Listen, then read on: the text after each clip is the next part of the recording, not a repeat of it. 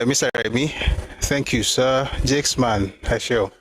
So good evening, everybody. Thank you very much for being here. Lovely Wednesday evening. Great to be here today.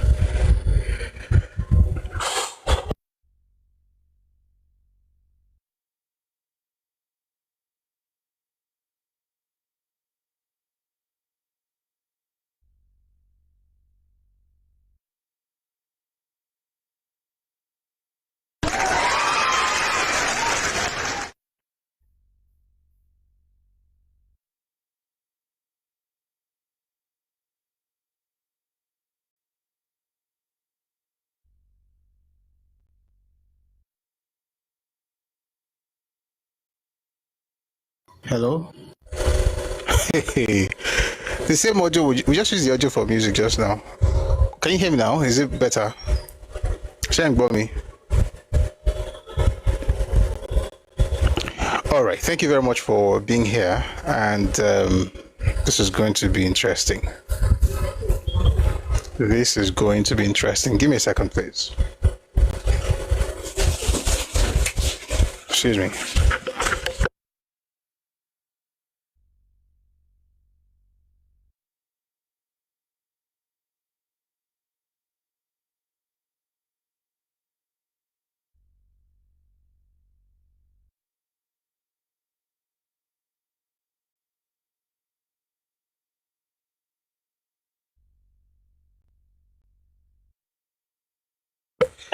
Hello, good evening. All right, so you can hear me now. Thank you very much for joining us today. Lovely Wednesday evening.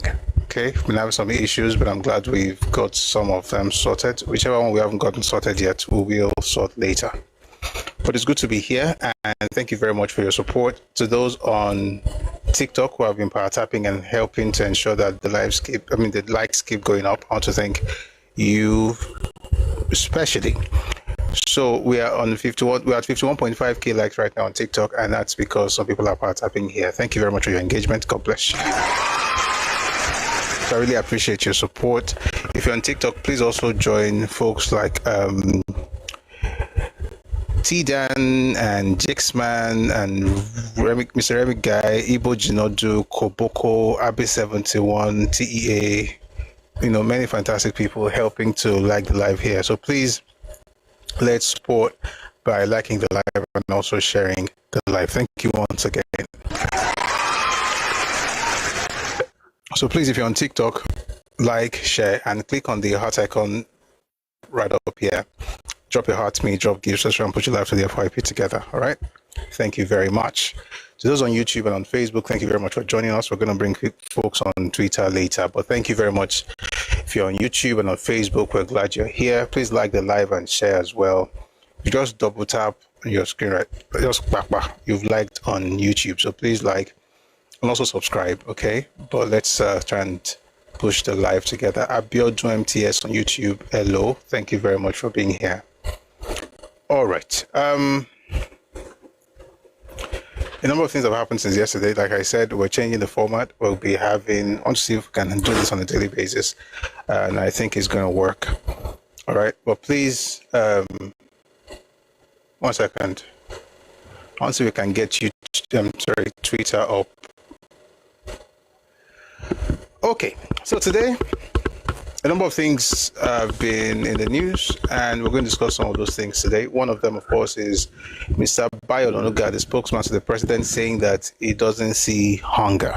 It was on Arise News, yesterday, and it was an interview, and he talked about a lot of things. I mean, some of those things were actually quite brilliant. The way he was able to explain some of the policies of the government, fantastic stuff. However, somewhere in the midst of it, he mentioned that he doesn't see hunger. And we're going to talk about that. Also, Sowore has been sent to prison. Yesterday he was sent to Kuje. He went back to court today, and some drama ensued. We'll talk about that as well. And a number of other things. For instance, the NDLEA demolished a meth lab in Oyo. Of course, there are Mexicans working. There's one Mexican there too, just like it happened in Ijebu recently, also happened in Oyo. and we'll talk about that as well. So let's begin with Bayo Onanuga's interview. Now, to be clear, there are so many good things he said. So maybe what we'll do is this.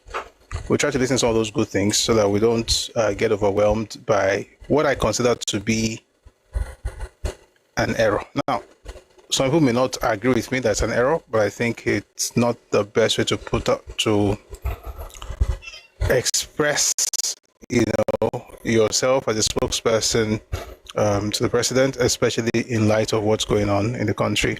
But I'll talk about all of that. But before we get into that, let's start with some other things that he said that I think can help us appreciate the conversation. All right. So let us begin again. Bayo Onanuga on Arise News. Just play a few clips and then we'll get to the one that's quite controversial in that interview. Just taking a second.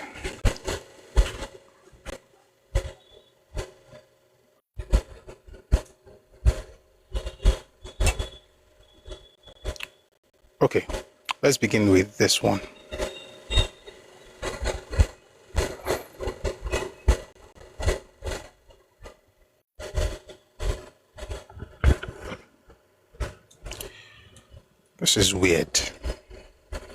This is weird. So my hand is going to the mixer, but the mixer is not connected. And I have to say it's a bit weird. By the way, if you're on YouTube, on Facebook, and the sound is a bit different today, it's because TikTok is having some issues. And so we're trying to improvise, but I'm sure it's going to be fun regardless. So take a listen again to Bayo Onanuga on Arise News. He was interviewed yesterday, and he had some interesting things to say. Take a listen, please. Rising GDP, higher foreign reserves, increased oil, but booming stock market. But the fact is that many Nigerians say they have never felt poor. How many Nigerians? No. If you go out there and you talk to people across the country, many of them, and if you don't recognize that, then you're ignoring a very significant proportion of this country. The other side of it. Yeah, but why don't you give us the side of the people who are actually hungry? Many Nigerians are also saying that this is the best time for them that are making money under this administration. But how do you explain this disconnect between macroeconomic success that you're talking about and household hardship that many Nigerians are talking about? The fact is that a crate of eggs that used to cost 600 naira is now several thousand naira. I mean, that's just a fact. There's no way to get around that.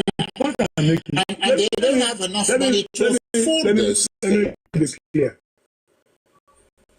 I'm not saying there's been no increase in the cost of living. I've not said so. Right. What I'm saying is that, some people may not have adjusted easily because of the just 3 years in office because of the sudden devaluation of the naira and the other policies that we have. But what I'm saying is that things are not as dismal as the opposition is saying. If you look at the mentioned macroeconomic indicators, it shows that something is going on right for this country. And you have to get that macroeconomic sector right before you can even talk about micro. True. Yeah. And there's nowhere in the world, where reforms that we are implementing, where they have been done, where people don't go through certain pressures, certain pains. That's what we are facing. This president is acutely aware of this problem. And a lot of policies he has been pursuing, they have been directed to reducing the pains that people face. Look, we increased the cost of fuel. It went up. What did this president do? Say, look, there's an alternative, a cheaper word to fossil fuel, and that is CNG. Stop complaining. I say, oh, no wonder they now have a brand new road that's not just an asphalt road, a concrete road. Right. Is that not beneficial to me or any use of that road? Is it beneficial? People are benefiting. Yeah, I live in Nigeria. Yeah. Anytime I go to Lagos and I ask Google Map to tell me how soon will I get home, Google Map will tell me 1 hour, 7 minutes. Before, 2 hours, 30 minutes. And the reason for that is because we now have a coastal road that has shortened my travel time. Is that not beneficial? What are people talking about really? Look, if you have students, if you are a parent, and you have 4 children in university, and they're able to access federal loan, which is interest-free, are they not benefiting?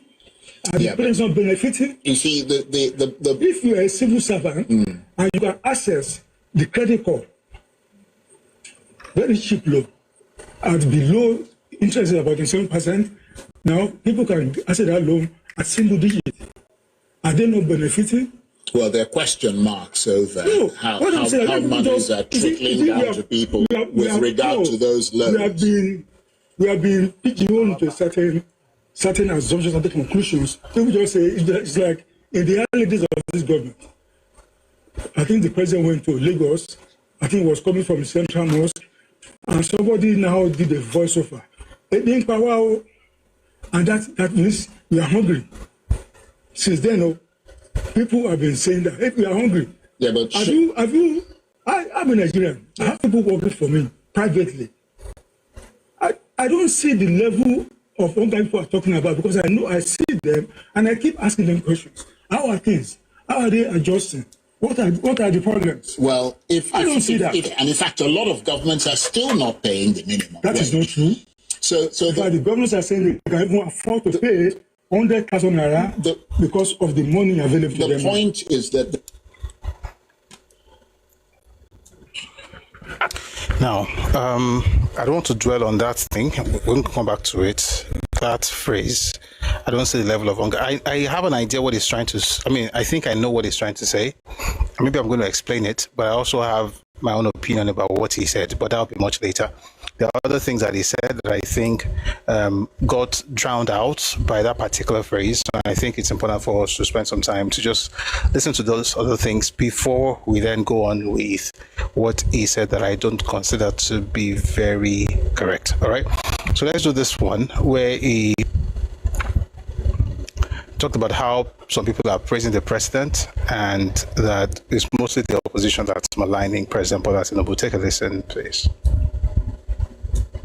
I was traveling from from Ibadan to Lagos, and Google Maps told me that there's a go-slow in the approach to Lagos.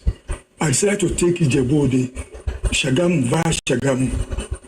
And what struck me was that I just found myself on a paved road, concrete road. I said, wow, when was this one built? I've not been to Ijebu for some time. And the few times I've been there, I always pass going through Ekwe. So I said, wow, this is different. And I found that our people, when I say our Ijebu people, they've stopped complaining. I said, oh, no wonder. They now have a brand new road that's not just an asphalt road, a concrete road. Right. Is that not beneficial to me? Sincerely, this is not what I want to listen to. Now, I know this is the core of it, but I apologize. This is not what I want to get into. We will get to this, but that will be much later. Let's just listen to other good things he said. I think I played the wrong video, actually. So this one I went to play. Take a listen. Shagamu via Shagamu. And what struck me was that I just found myself on a paved road, concrete road. I said, wow, when was this one built? I've not been to Ijebu for some time, and the few times I've been there, I always pass going through Ekwe. So I said, wow, this is different. And I found that our people, when I say our people, I mean our Ijebu people, they've stopped complaining. I say, oh, no wonder. They now have a brand new road that's not just an asphalt road, a concrete road. Right. Is that not beneficial to me? Or any use of that road? Is it beneficial? People are benefiting. Yeah, I live in Aja. Yeah. Anytime I go to Lagos and I ask Google Map to tell me how soon will I get home, Google Map will tell me 1 hour, 7 minutes. Before, 2 hours, 30 minutes. And the reason for that is because we now have a coastal road that has shortened my travel time. Is that not beneficial? What are people talking about really? Look, if you have students, if you are a parent, and you have 4 children in university, and they're able to access federal loan,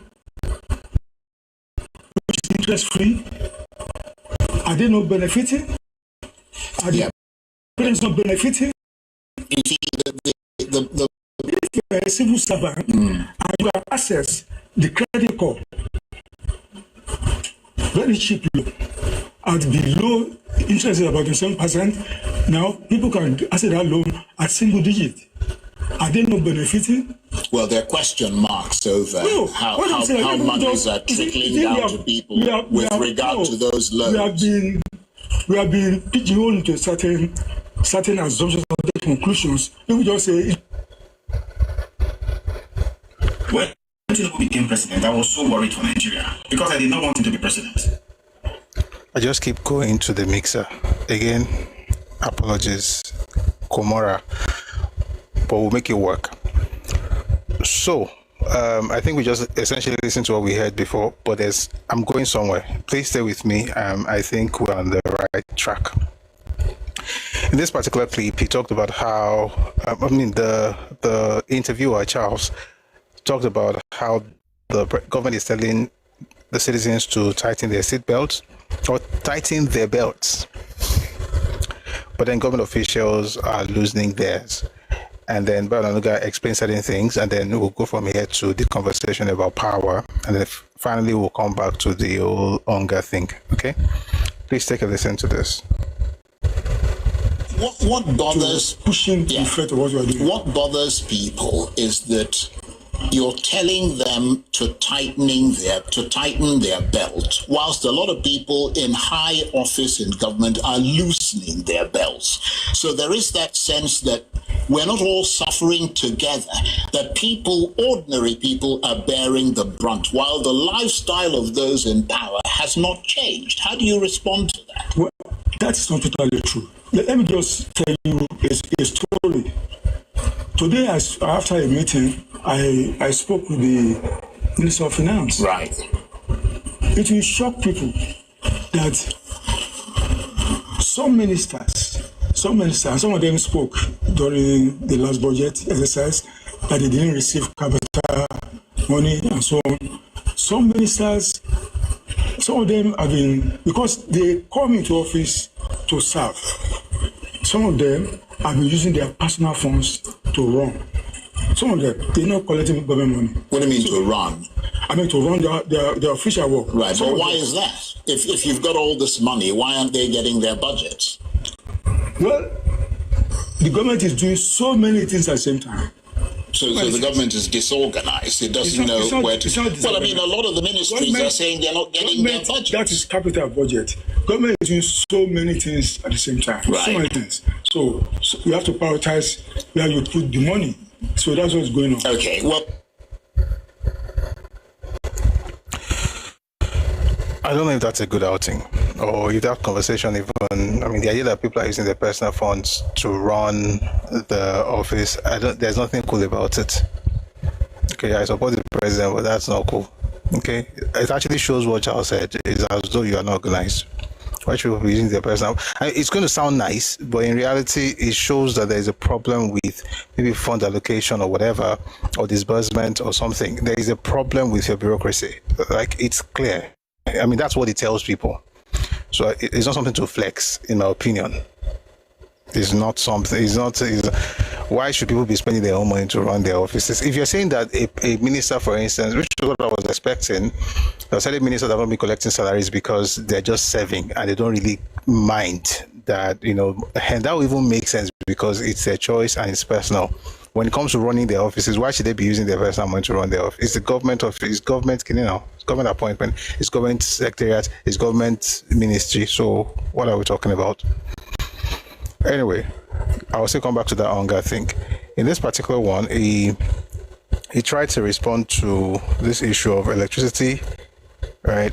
And of course, the interviewer asked him about electricity. Then we're going to go back to what he said about Peter Obi's understanding of the stored capacity of megawatts that we have in Nigeria. Take a listen again to Mr. Bayo Onanuga.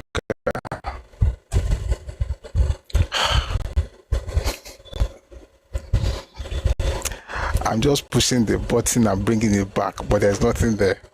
All right, let me just get used to this. All right, take a listen, please.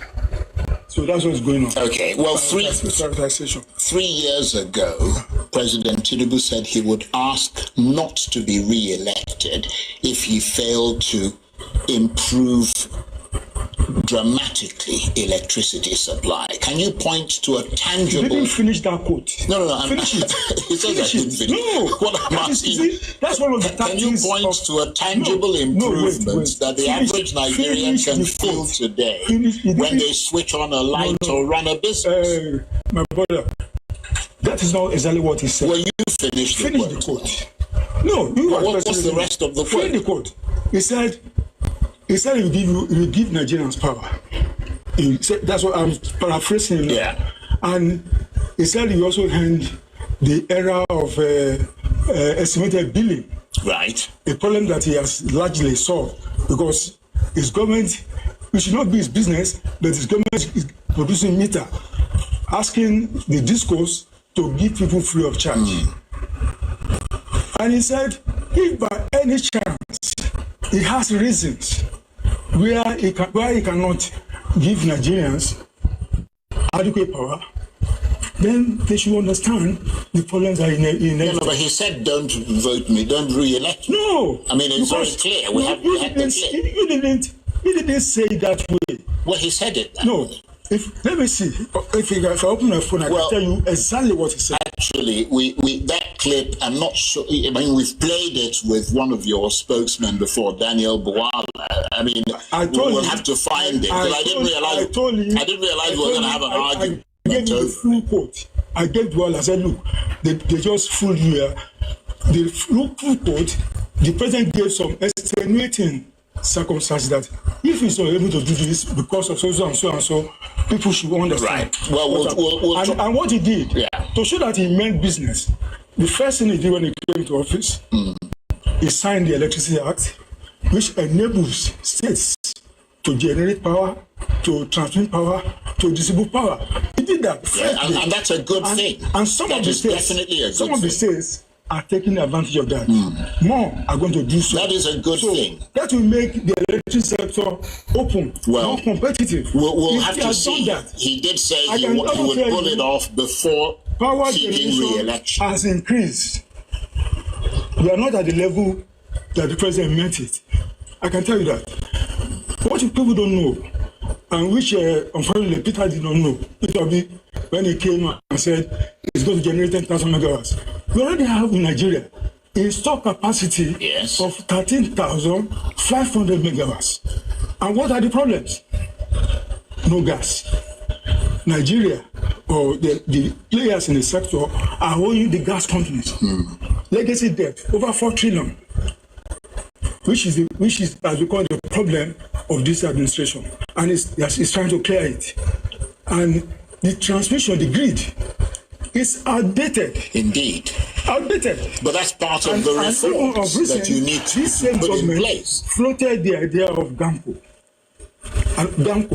to optimize some of the idle power plants. Now, say we have 13,500 megawatts installed. Yeah. Some of them are not. I have things to say, but you can't do this, though. You can't go on TV as a representative of the government and then say things like, these are the problems. People don't care.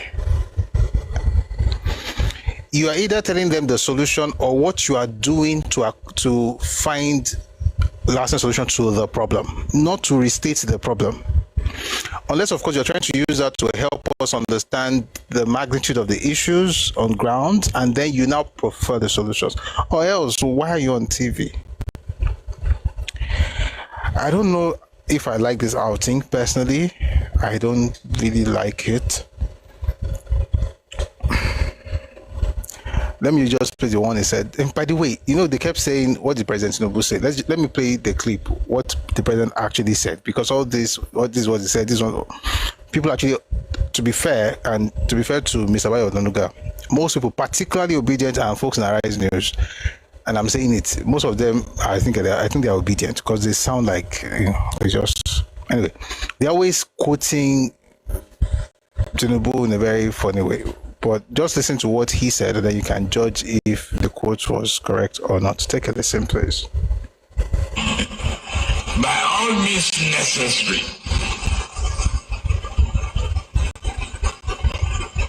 you must have electricity, and you will not pay for estimated bill anymore.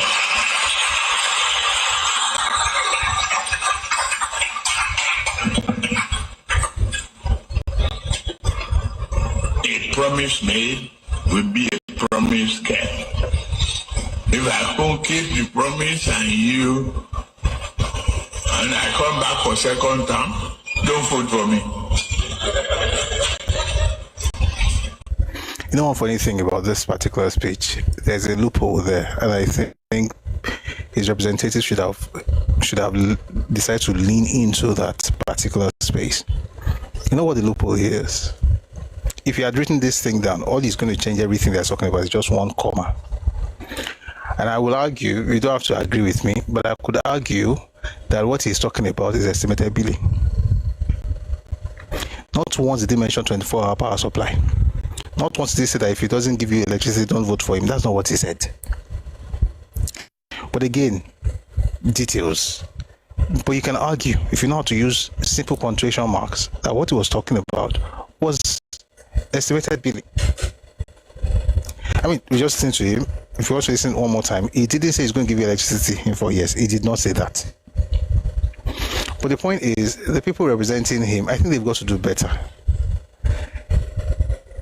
There's a lot of, there's so many gaps, right? Like, if anybody should know what to say in situations like this, it should be folks who are actually the president's spokespeople, whether the special advisor or the whoever is speaking on his behalf. Anyway, is it true that Nigeria has 13,500 installed generation capacity? It's true. It wasn't lying, just to be clear. Our real problem is transmission.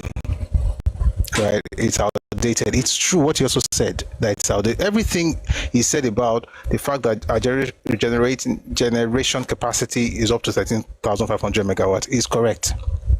So when people said it's going to increase it to 10,000 is nonsense. There's nothing to increase. In reality, you are generating more than you are transmitting. In other words, the infrastructure for transmission is actually where the problem is. But the point is, you were not voted for to tell people what the problem is. You're either going to tell us that, okay, you are either going to tell people exactly how you're going to get them out of that conundrum, or you are at least explaining whatever you're going to do to make that happen, not to now regurgitate the problems. People already know that there's no light. Anyway, back to this interview. I'm not sure it's actually it's not the kind of interview that I'm going to look for some good news very soon after this one. But here is Mr. Bayo Onanuga also talking about Peter Obi's understanding of the stored capacity of megawatts in Nigeria. Take a listen to this. Take a listen, please.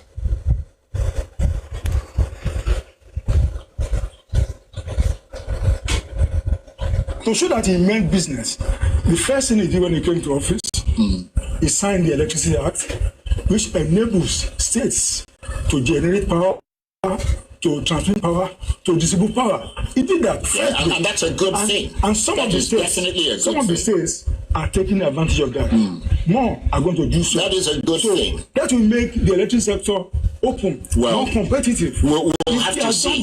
He did say he would pull it off before power he did re-election. Has increased.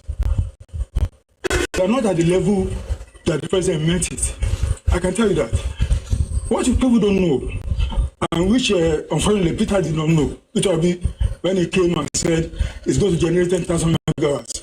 We already have in Nigeria installed capacity of 13,500 megawatts. And what are the problems? no gas. Nigeria, or the players in the sector, are owing the gas companies. Legacy debt, over 4 trillion, which has become the problem of this administration. And it's trying to clear it. And the transmission, the grid, is outdated. Indeed. Outdated. But that's part of the reforms that you need to put in place. Floated the idea of GAMCO to optimize some of the idle power plants. Now I say we have 13,500 megawatts installed. Yeah. Some of them are not really functional. But you've got, and they're there. But you installed solar power in the presidency. You know that should be a backup. That's a backup. Well, because the reason I'm saying that is that you put that in. I have solar at home. It's a backup. Yeah, but the ordinary people don't have solar. There's no better power. The government is also helping them. Yeah. This same government, under Rural Electricity Agency, is installing solar in universities, in medical institutions, in markets, in so many places.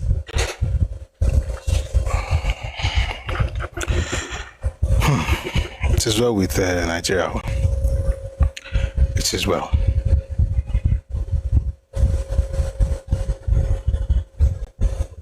So I'm reading some of the comments on TikTok, but I'm not going to read them out yet. Let me just read some things here on YouTube first. Yesterday, Tumiwa says, things are hard, but it's not only in Nigeria that things are hard. People are not patriotic enough. Some of the transporters are using CNG, but they are still charging the same price with petrol running vehicles. I think it's good. What you just said right now is probably the good time to play that clip where I said I can't see people hungry. I don't see the level of hunger. This thing is just not moving. All right.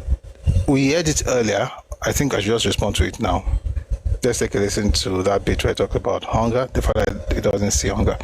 You're representing the government, though. You have acknowledged that people are hungry, Now, I understand. You know what? Let's play the video, then I'll tell you what I want to say. Take a listen, please.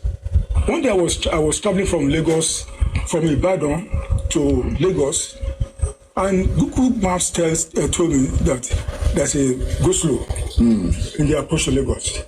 I decided to take Ijebu, Shagamu, via Shagamu. And what struck me was that I just found myself on a paved road, concrete road. I said, wow. When was this one built? I've not been to Jebu for some time, and the few times I've been there, I always going through Ekwe. So I said, wow, this is different. And I found that our people, when I say our people, I mean our Jebu people, they've stopped complaining. I said, oh, no wonder. They now have a brand new road that's not just an asphalt road, a concrete road. Right. Is that not beneficial to me or any use of that road? Is it beneficial? People are benefiting. Yeah, I live in Nigeria. Yeah. Anytime I go to Lagos and I ask Google Maps to tell me how soon will I get home, Google Maps will tell me 1 hour, 7 minutes. Before, 2 hours, 30 minutes. And the reason for that is because we now have a coastal road that has shortened my travel time. Is that not beneficial? What are people talking about really? Look, if you have students, if you are a parent, and you have 4 children in university, and they're able to access federal loan, which is interest-free, are they not benefiting? Are the parents not benefiting? You see, if you are a civil servant and you can access the credit card, very cheap loan, at the low interest is about 7%. Now, people can access that loan at single digit. Are they not benefiting? Well, there are question marks over how monies are trickling down to people with regard to those loans. We have been pigeonholed into certain assumptions, certain conclusions. People just say it's like in the early days of this government. I think the president went to Lagos. I think it was coming from the Central Mosque, and somebody now did a voiceover. In power, and that means you are hungry. Since then, people have been saying that if you are hungry, yeah, but I'm a Nigerian. I have people working for me privately. I don't see the level of hunger people are talking about because I know I see them and I keep asking them questions. How are things? How are they adjusting? What are the problems? So here's what I think. I think it's probably a problem of how you worded it. And I often say this, and this is true. If you have conversations with people and they're shouting, people are hungry, it's a very stupid way of having conversations about Nigerian politics. I personally believe, journalists use it a lot as though they can't think beyond that statement. It shows that they lack cognitive abilities. They're not able to reason beyond basic, more this simplistic nonsense of people are hungry. It's true. And now you don't have to like what I just said, but that's what I believe. That's what I think. Okay? Listen. I'm going to sound like Bayo Onanuga before I go back to not sound like him. People have been hungry from time immemorial. Jesus said, the poor you will always have among you. And I want to make a point. I'll still tell you what I think Bayo just said wrong.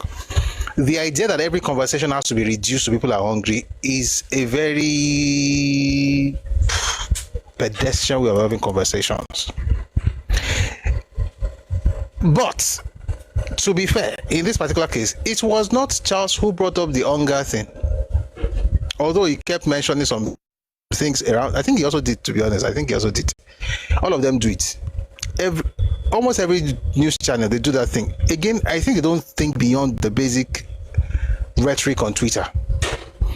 Because the common man, are people struggling? Listen, everybody struggles, right? If you're rich, you'll know that some things have changed. You're buying fuel for how much now? About 1,000, almost 1,300 now. It's expensive. Things are expensive. Nobody can even try to controvert it. But my point is, if you're having conversations about Nigerian politics or Nigerian's economy, and the only thing you keep you keep bringing up is people are hungry, at some point I'm going to have to ask you, are you hungry? Because it can't be the yardstick. And again, please understand me. I'm going somewhere. I'm not saying that don't care about how people are faring or whatever. That's not what I'm saying. I'm just saying that when journalists want to have conversations and ask questions about economy and stuff, they rarely go beyond people are hungry. And I think it doesn't show that they think too deeply, in my opinion. Having said that, if you are representing the government and you are on TV or whichever media platform, and you're talking about the fact that you don't see people as hungry, you cannot say like that. You cannot. Why? Because you're representing I'm not representing the government. I can tell you what I want to say. You're not representing the government. You cannot say you don't see people hungry. You better begin to look. Even if you can't see them, you find a way to. You can't use words like that because it doesn't put you.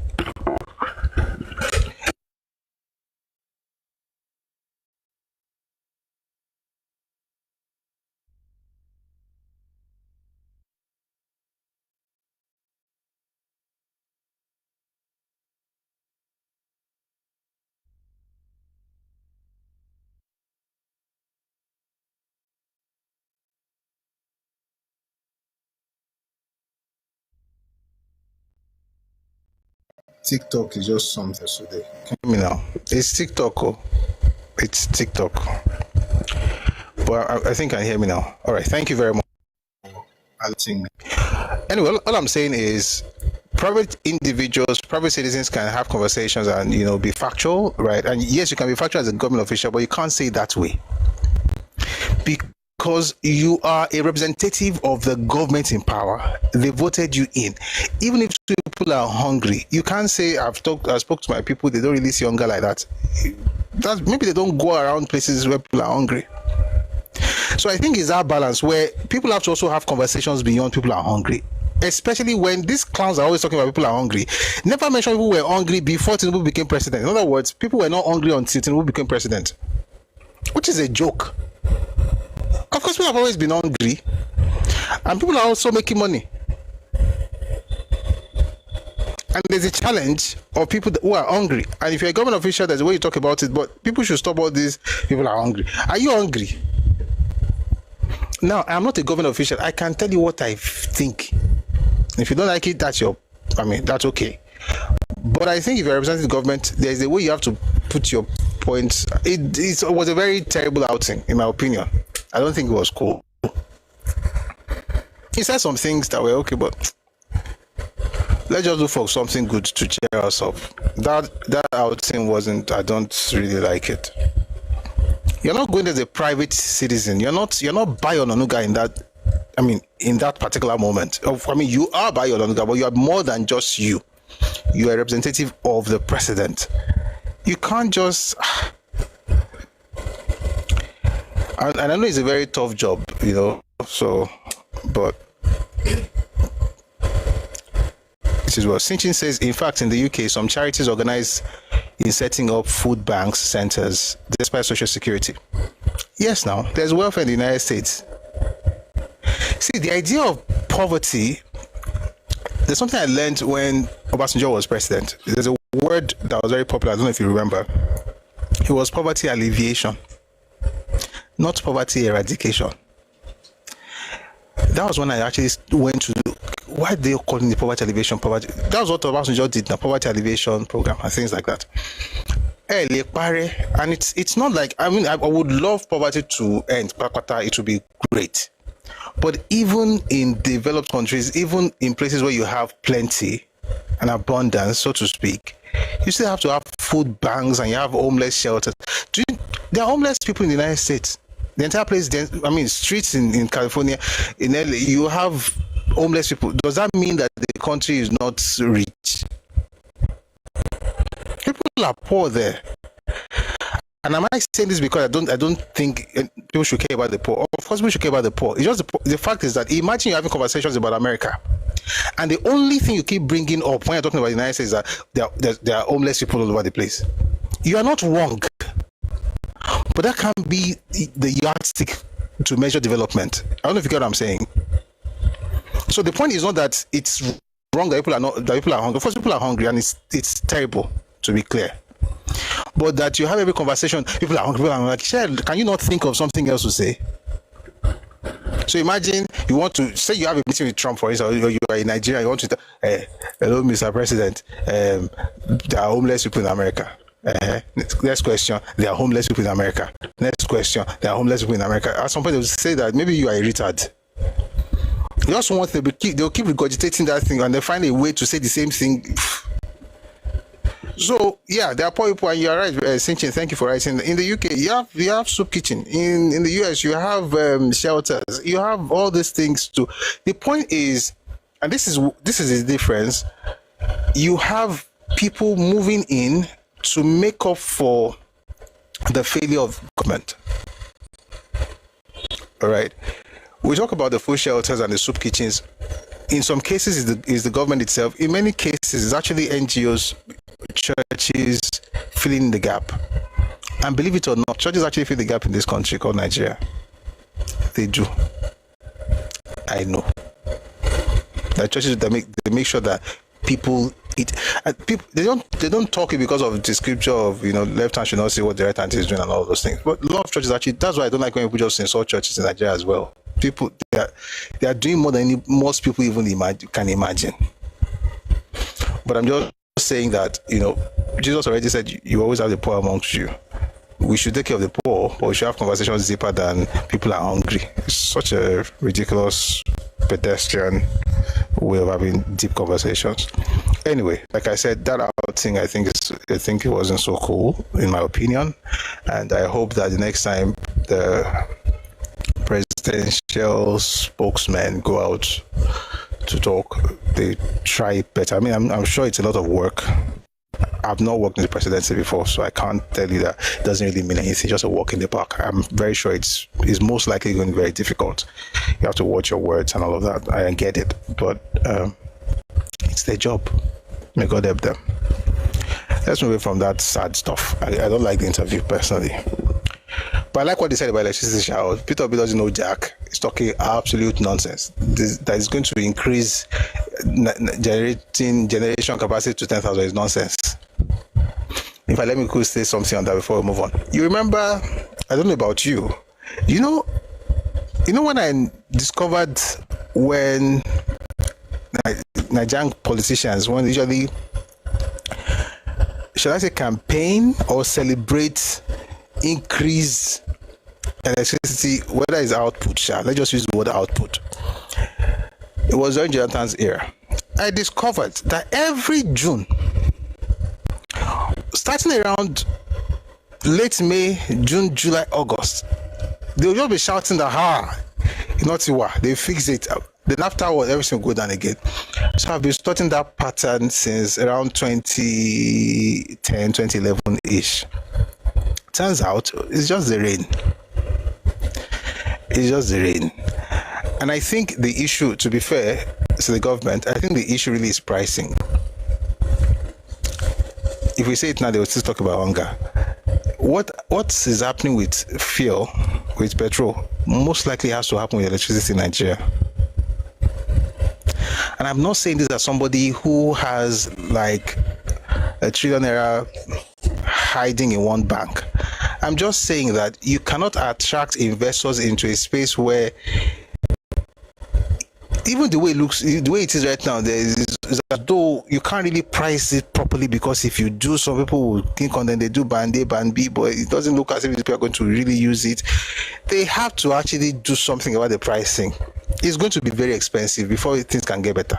The people that put money there, they have to be sure that they're going to get their monies out. All of these ones that people are tapping. Meanwhile, I just remember something. Nigerians are the same people that will have prepaid meter, and then will now bypass the meter. I saw one. I can't believe it. Bypass the meter, connect their ACs directly to the pole. We are not very good people, though. We as a people, we're not very. I'm not saying we're not good, but we're not very good. I don't want to say anything negative, but we're not very good. People will find a way. I've seen it several times. Bypass the meter. Use waiting they don't go pay for. When they talk, say government is bad. The person that becomes the governor and the minister and whoever is from amongst you.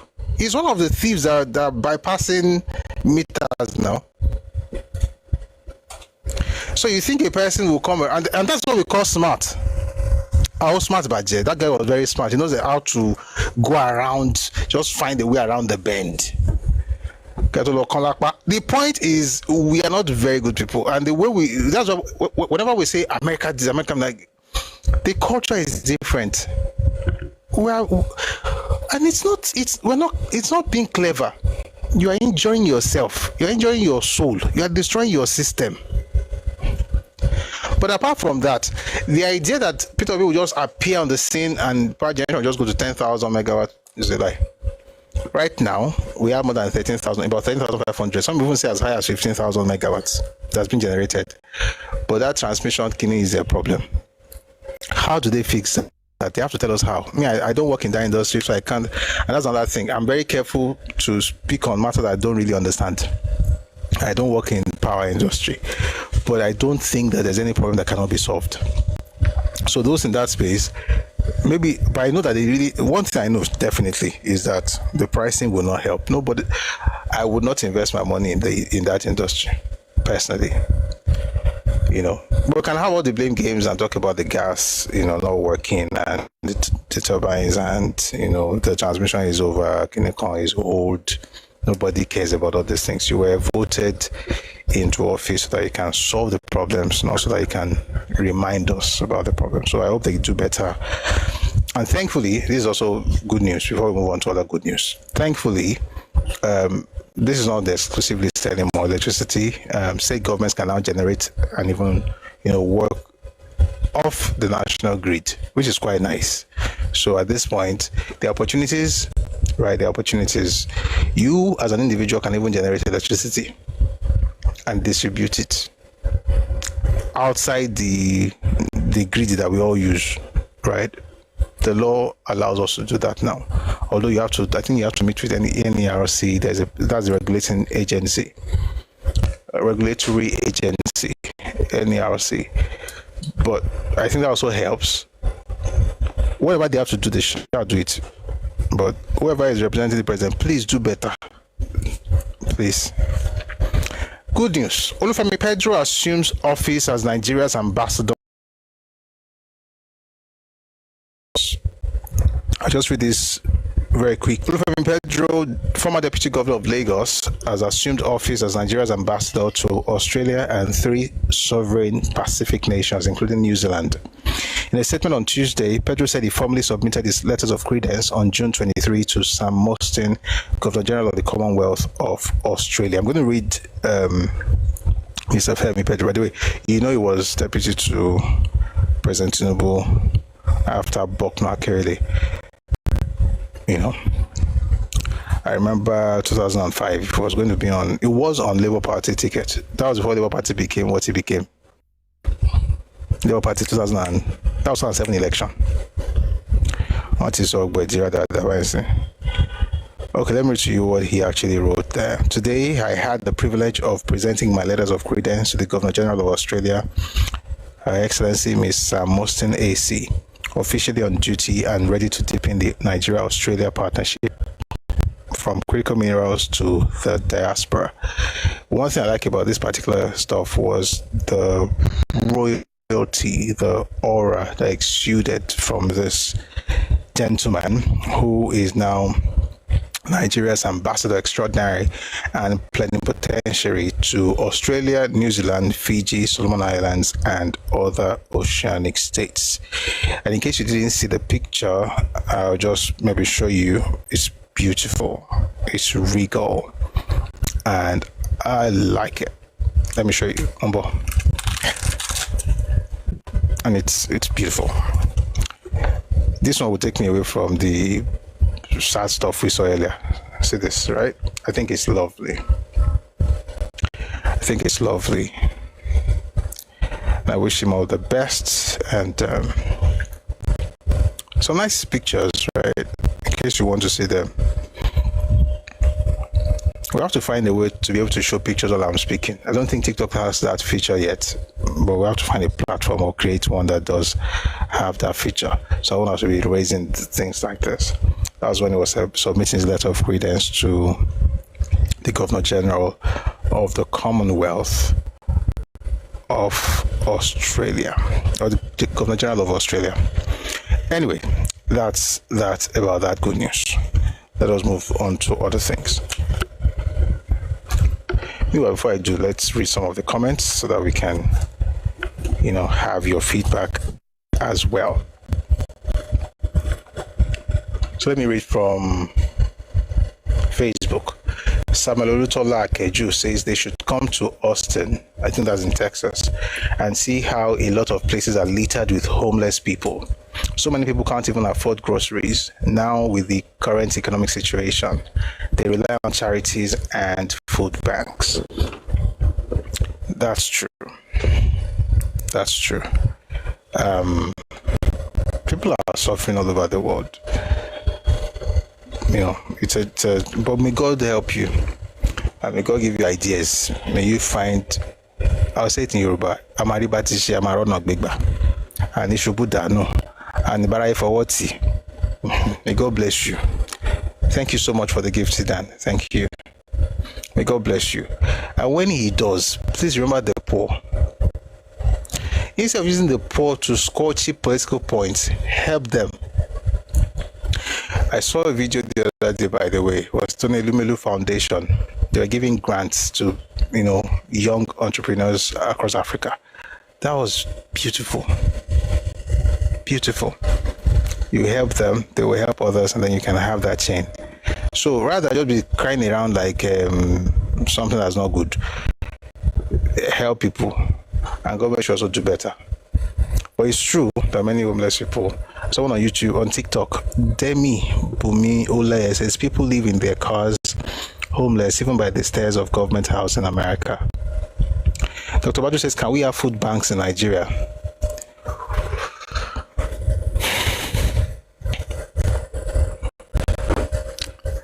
So I side because I know there are food banks, but they're usually in like churches. Lots of churches in Nigeria actually have food banks, so a lot. Maybe at some point churches have to actually be telling people what they're doing. Many churches that people are always insulting on social media have food banks. In some cases they distribute raw food. In some places they do it every week, some do it every month.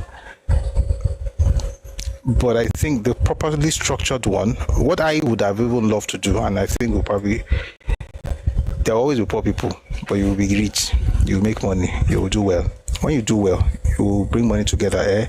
You can have soup kitchens. Okay, you can have soup kitchens. You can have, soup kitchen. I was going to say shelter, but that shelter thing, one time like that years ago, my friends and I were studying the possibilities of that thing. Jesus Christ, the logistics alone. But these things are possible. These things are possible. When God blesses you, you are the one through whom God will help others. But that doesn't stop the government from government's job really is to create that enabling environment that makes things thrive. But even then, in many countries of the world, you still have poor people. It's just the way it is.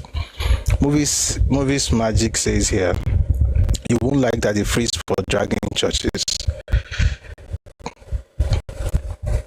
So here's I don't even talk about individuals on church matters. I think a lot of Nigerians are either very ignorant or half educated. And in my experience in life, those without education are worse than ignorant people. Once you read, a little bit here, a little bit there, you think you're an authority on a particular matter, you begin to insult everybody. It doesn't take much to understand the fact that the underlying root or cause of what you're doing is not even what you're talking about. You don't even know what you're saying. When we say, and we have digressed apparently. I was saying like, the church should do this, church should do that. What churches are doing? They are, I don't want to, even me, I'm saying I don't want to. It should be said. You have dialysis center be run by Baba Adeboye. Most people don't even know. There are rehabilitation centers across different parts of Nigeria. Just RCCG.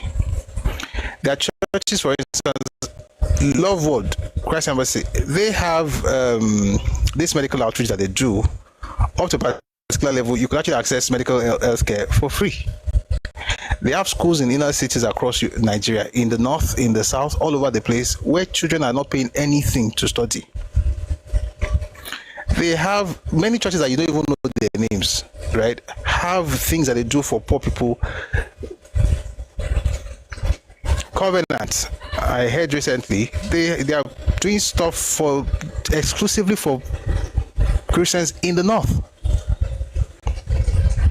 Not even, they are taking money from the south and using to help Christians, individuals, missionaries, everybody in the north. Some of these displaced people you hear about, IDP camp, a lot of funds actually go into those places from churches in Yoruba land. And I know, we know all this left and right should not know. I get it, but at some point, I think we should have to start talking about these things. A person who has not helped, you can't mention 5 people he has helped in a year who go on social media, carry microphone. All these churches, they're always collecting money. Now, are there people that have excesses? Of course. Are there pastors that when you look at them, you know that this one is a thief? They are there.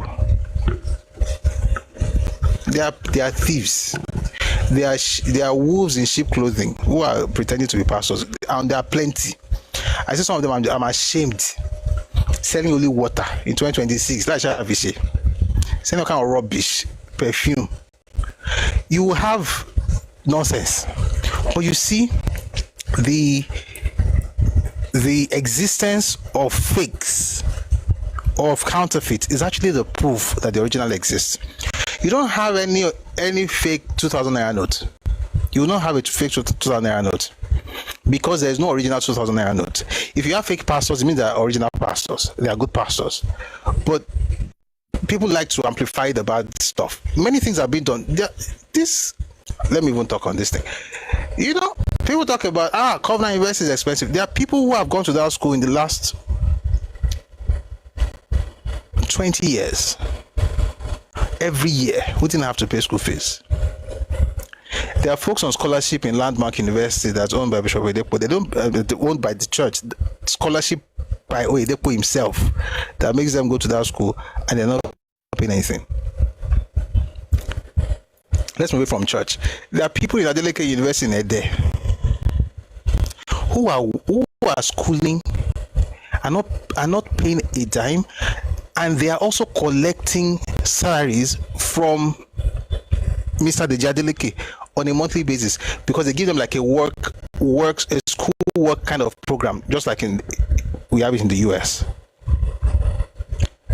He does that in Adeleke University in Ede. The idea that when people say things like they just fight, you ask this person, all the people around you, how many people have you given a cup of rice in the last 1 year? They don't help anybody. They just criticize. And I'll say this. You see, I'm a Christian. In the Bible, there was a man.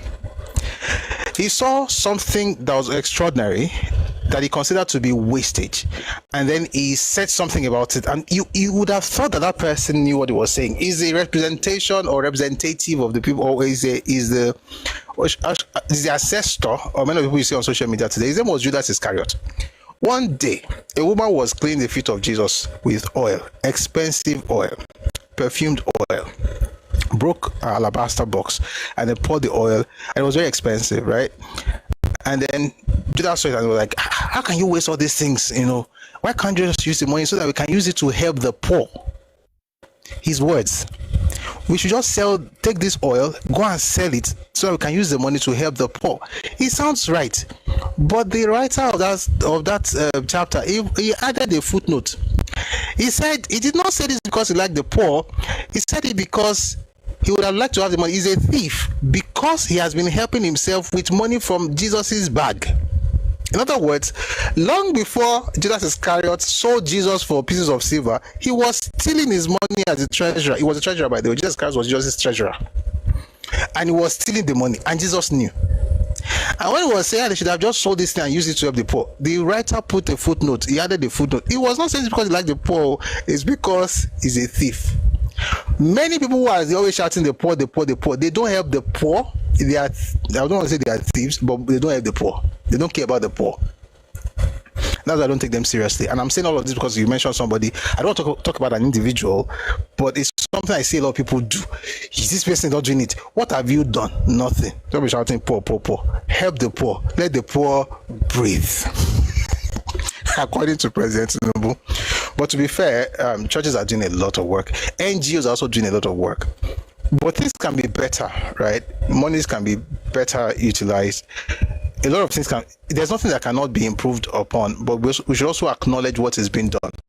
If you know how many schools in this country that Christ Embassy is running, where the children get free uniform, free lunch, and you don't pay school fees. As far as, I think they even have one in Jalingo. They just don't talk about it on YouTube.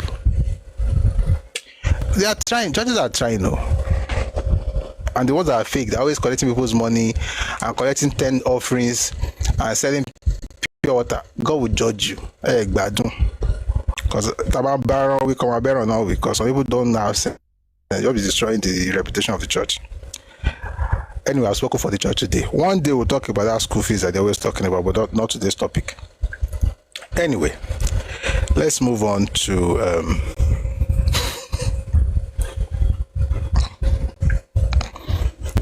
what happened at the Old Oyo National Park. No, before I do that, I didn't finish reading the comments. I want to make sure that I'm reading some, a bit more comments. Kimo Akim on Facebook says the truth is that the whole system has been broken and destroyed for over 50 years, and until they are fixed, the present government is freeing out money to use for infrastructure for development. Excuse me. Until they are done, the merger, $36 billion budget for 250 million people is nothing. Nigerians are very much in deception that Nigeria is a very rich country. Imagine and compare the budget of $140 billion by South Africa for 60 million people. Thank you very much for that comment on Facebook. We're not as rich as we think, but we can be richer than we are. We just need to create a proper structure.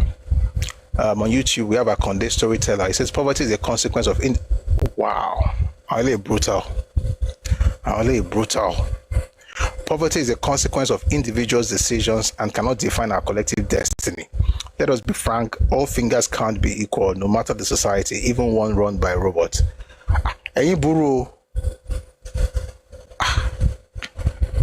It's a brutal truth, but to be fair, there are some people who get into poverty due to no fault of theirs. Things happen, life happens, people lose their jobs in some cases, and let's show compassion as well while we're telling the truth. But thank you very much for your submission. All right. Today, we got news from the old Oyo National Park. We don't have to play the video because there's not much to play.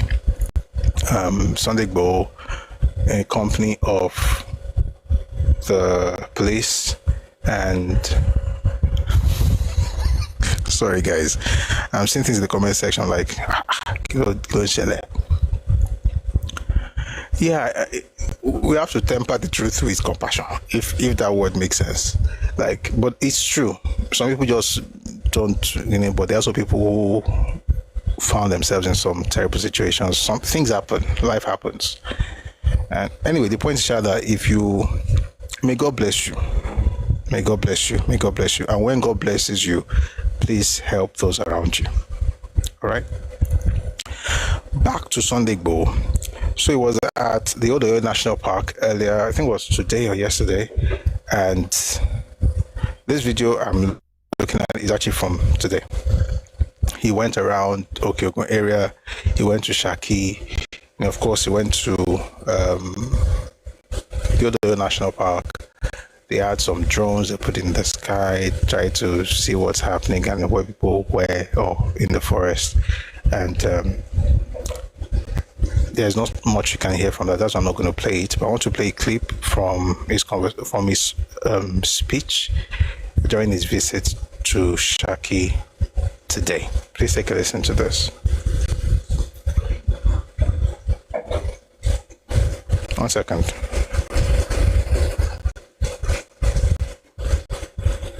All right, take a listen, please. Tẹnimi tí bàbá mi ọ̀kẹ́rẹ́ bá dé ẹ bá ń bá wọn sọ gbogbo àwọn ọba ìpínlẹ̀ Ògùn pátá bẹ́ẹ̀ Òkè Ògùn pátápátá bẹ́ẹ̀ látòrí bàbá wa sẹ́yìn lọ pátápátá káàkiri ń bí ẹ bá kàn ṣèpàdé kàn fọwọ́ ti àwọn ọ̀dọ́ lẹ́yìn ni o ẹ̀kan yìí ká pa ogun Fúlàní ajínigbé torí pé àwọn bàbá Samson wọ́n ti sọ̀pọ̀lọpọ̀ sẹ́ bàbá Sapa gbogbo wọn bàbá wa Tóògùn wọ́n ti sọ̀pọ̀lọpọ̀ sẹ́ bọ̀ tí àwọn ọ̀dọ́ mi tán padé yẹn bẹ́ẹ̀ mi ṣe dé sábàjọ fọwọ́sowọ́pọ̀ nínú gbogbo forest wa àfẹ́ kírímìnà kankan bẹ̀ mọ́ ànídìí wọn mọ́ kódà bàbá Bayo bá nu kí inú forest kí ló ń ṣe mẹ́ máa bá ń gbòdò bá wọn gbé náà kí lè ṣe nu forest so anybody tá bá bá nu forest ohun tó jẹ́ ìbáyìí kó fara mọ́ ni bẹ́ẹ̀ bá ń pẹ́ yọ ńgbà tí wọ́n ń tà ń bá wọn fa ń para àgbà náà a sì ń ṣe wọ́n tó ń jí sí títí tá a fi rí pa àrùn wọn tán so tẹ́yìn bàbá bá ti fọwọ́ tì wá lẹ́yìn ìjọba tó wà ń bẹ ìjọba bàbá Tinubu kò fẹ́ kí ẹ̀ mọ́ dẹni kankan láàmú tó bí pé àwa mẹ̀kúnnù náà la dìbò fóun àwọn tó wá dìbò fún bàbá yẹn tálàfíà àfihàn tó fi wọlé tó sì tó ń plan àti wọlé ẹlẹ́ẹ̀kejì ẹ̀ ń jí wọn gbé ẹ̀ ń pa wọn ẹni kan máa mọ lọ mọ́ kálukú ẹ̀ mọ́ lọ sí ọ̀dọ̀ yìí tẹ́ bá fẹ́ mọ jí ẹgbẹ́ wọn lọ jíra yín gbé ẹ̀yin bàbá ní Gàmbàrí pa Fúlàní ọ̀lẹ́jọ́ nú ẹranko àtẹnukú náà ọjọ́ ń dara wọn láàmú kí ni tiwa pẹ̀lú tí èmi mo kọ́ ọ̀la yìí níbo ni mo fẹ́ lọ mi lè lọ lẹ Gàmbàrí kí lọ́mọ Gàmbàrí níbo ni mo fẹ́ ṣe nígbà tẹ́ bá gba agbolẹ̀ wa tán sá àwọn kóòlù bàbá fún yín ni sọ Ọlọ́run níjọ́ bàjẹ́ Ọlọ́run jẹ́ kẹ́mi yókùn bàbá ẹ̀ẹ́dẹ̀pẹ́ fún wa ẹlẹ́ẹ̀kan sí bàbá Bọ́lá Tinubu ọlọ́mọ pa wọn rẹ gbogbo àwọn ọ̀tá wọn pátápátá tí wọ́n gbó ọgbọ́n tí wọ́n ń ṣe ọgbọ́n òṣèlú ni ọ̀dẹ̀ ìyá wa ọmọ yín ni mo jẹ́ bàbá òṣèlú bí wọ́n ṣe ṣe fún Jonathan ńgbà yẹn ni wọ́n tún ń dọ́gbọ́n ẹ̀ pé ńgbà táwọn bá ń fi kidnapper tọ́lá náà ni ọlọ́kú wọn wá àwọn náà ni wọ́n lọ káwọn fámìlì wọn wá láti jáde láti Mali ńgbà yẹn pé kó fi bàjọba bàbá Jonathan jẹ́ ń tiẹ̀ bọ̀ Jonathan rè bàbá tó wà bẹ́ẹ̀ Yorùbá ni ohun tẹ́ ṣe fún Jonathan lè ṣe fún Yorùbá ẹ̀yin bàbá ní pé àdùbúlẹ̀ jà ní Yorùbá gbogbo tẹ́ ṣe fóun yẹn àwa ọmọ pẹ́ fẹ́ ṣe àwa táwájọ́ ọmọ bàbá yẹn wọ́n tó bá fẹ́ gbèlú wa wọ́n bọ̀ ń gbòòrò ká mọ̀ lé ẹ̀ ká mọ̀ nà rẹ̀ ẹni bọ̀tà bá ti bánu forest criminal ni. All right. So that was Sunday Igboho in Shaki, and I think he has a point as far as people living in the forest is concerned. It doesn't make sense for folks to just move into any forest and begin to live there. And there's certain people that do that, mostly from the north. They can just move into one area like this, see one tree, begin to sleep there. And it's a security risk. So I hope that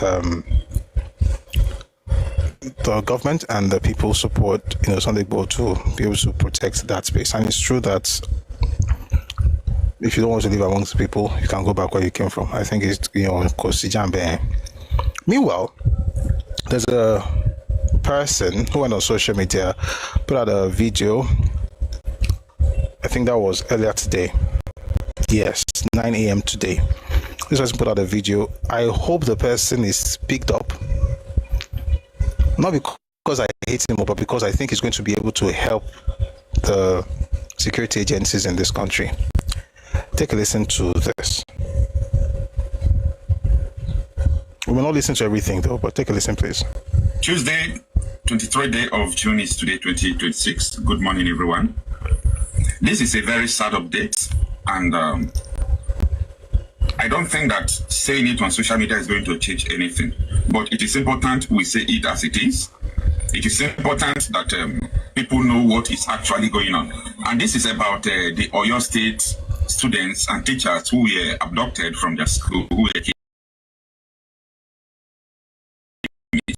And after the whole did and done, they demanded for Sharia, and at the end they said they did not demand for Sharia. Now, because of the controversies, the criticism that people started lashing upon them and their fellow Muslims, because we were feeling that these people are not talking enough, because they like what these terrorists are doing. I was one of the people who are feeling like that, and I still feel like that. So, the terrorists now lifted the children to Kaduna State, and on ground some elders to Kaduna State. My question remains this. In a country, forget about Tinubu now. Okay, Tinubu is not in this equation. Let me throw him away, even though he's the commander-in-chief. In a country where Christopher Musa is the defense chief, the minister of defense, the terrorists use helicopter to lift school children from Oyo State to Kaduna State. You are a minister of defense, right? So you don't know about helicopters flying in Nigeria. We are at war. You don't know the helicopters that terrorists are using or not. After airlifting the children, they use through the road to carry some persons again, because there are many, to Kaduna State.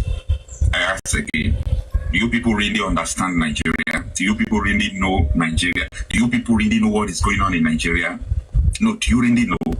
Listen, I am telling you, people knows about this. This is not, Okocha is saying something that nobody has. People knows what I'm talking about. But they will not talk about it. They knows.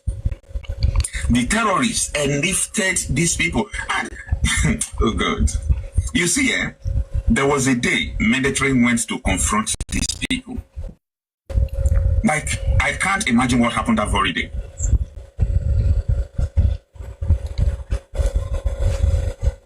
I believe, this is an assumption, okay? I believe that before those military personnel approaches the terrorists, because they know their location when they were in Oyo State, even now in Kaduna State, they know their location. So when they were approaching, I believe insider called the terrorists, the military are approaching. Go after them first.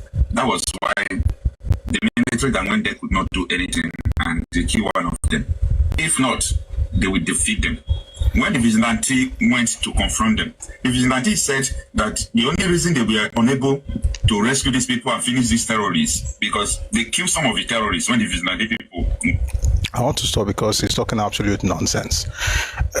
Social media is a double-edged sword, and those who are committed to pushing propaganda, I think they need to be picked. Like this person, for instance, is going to be able to help the security agencies a lot. Like the DSS needs him, Nigerian Army need him, the Nigerian Police Force, they need him. Everybody needs this guy. He knows so much, and we need his help. I'm going to read something to you from International Center for Investigative Reporting. This is from yesterday. By the way, I made a mistake earlier. He made this ridiculous video yesterday, 23rd, and they put out the statement yesterday. International Center for Investigative Reporting. The police command in Oyo State has dismissed reports on social media that school children and their teachers abducted in Orire local government of the state have been moved to Kaduna State by helicopter. Anyolade Olayinka Ayonlade. Wait, I have to pronounce this name well. Ayon. So, Kosami Lore. A statement made by the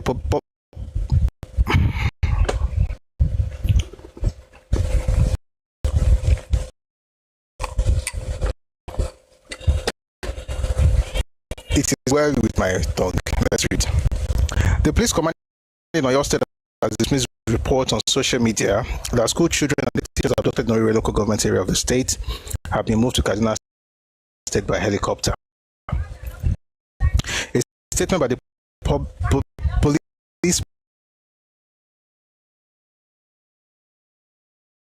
by the police public relations officer PPRO in the state, Olayinka Ayonlade, a deputy superintendent of police, on Tuesday in Ibadan, said that the report and video alluding to this were entirely false, unverified, misleading, and devoid of any factual basis. He added that the report also lacked credibility expected of information relating to such a sensitive security matter. Quote, the said video claimed that the abducted school children and members of the public are hereby informed that intensive rescue operations remain ongoing. The Oyo State Police Command, in close collaboration with other security and intelligence agencies, has significantly intensified efforts aimed at ensuring the safe rescue of all abducted victims, said the command. It also said it was intensifying efforts towards their prompt reunification with their families and the apprehension and prosecution of those responsible for the attack. Ayonlade further stated that the command was deeply concerned about the deliberate spread of misinformation and disinformation by certain individuals.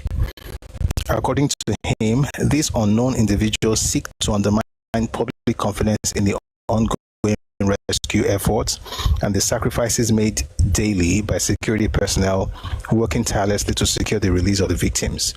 He added that such actions were not only irresponsible, but also capable of creating unnecessary panic, misleading the public, and obstructing security operations.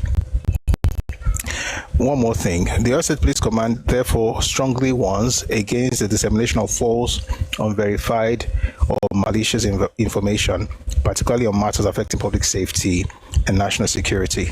Individuals or groups found to be originating, promoting, or circulating misleading content intended to cause doubt on the integrity, professionalism, and commitment of security institutions will be identified and dealt with in accordance with the law.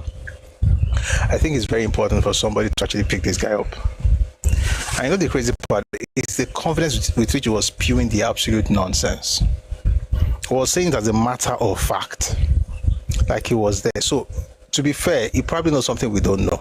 So they need to get him to come and explain to us so that we will be able to, we all know better. Anyway, that's fake news. Let us talk about the real news. The same Oyo State, something happened, that was earlier today, I think.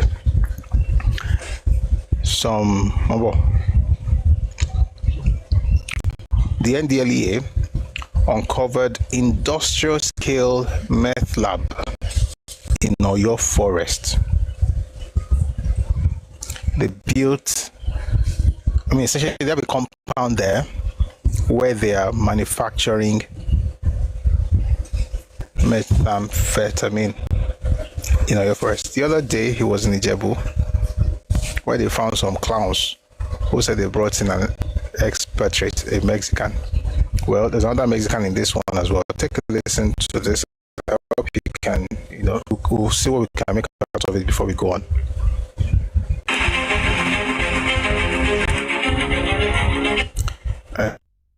I thought as much. It's mostly music, right? It shows the operation, the kind of facilities they have, the equipment. This is crazy. It's quite serious what these guys have done.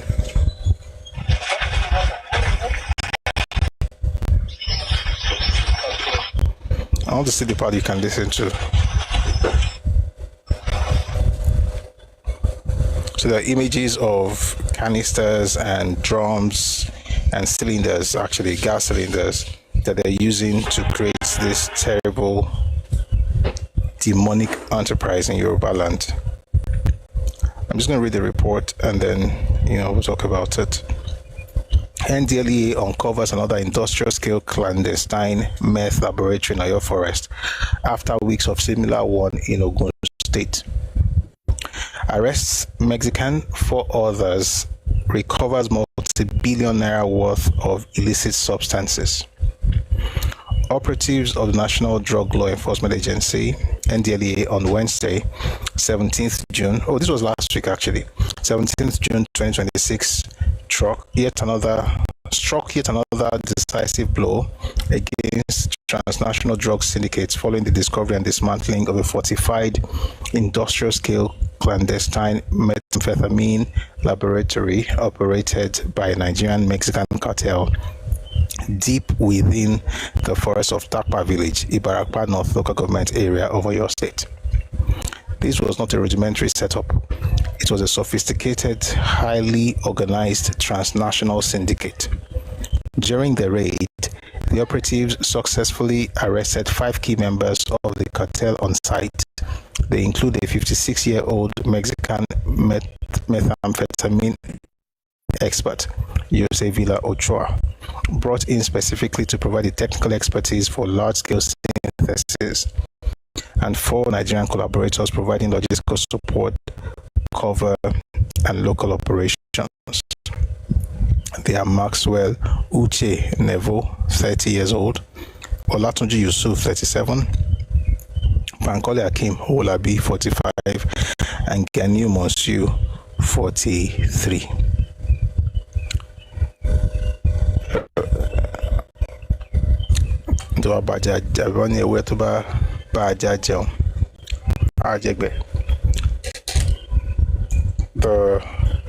This thing has to go back to traditional.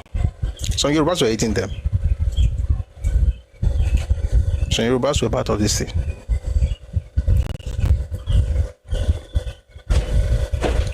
Of course, they have to be, these are what they call them Mali.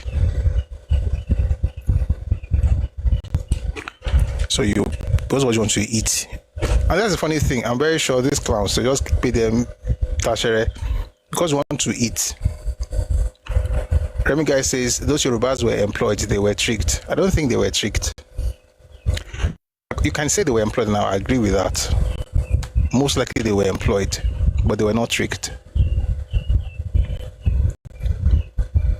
In other words, we can say, okay, they're not the brains behind the whole thing, possibly, but they were not tricked. They knew what they were doing. They were collecting, even if it was salary, they were collecting money from that illegal enterprise.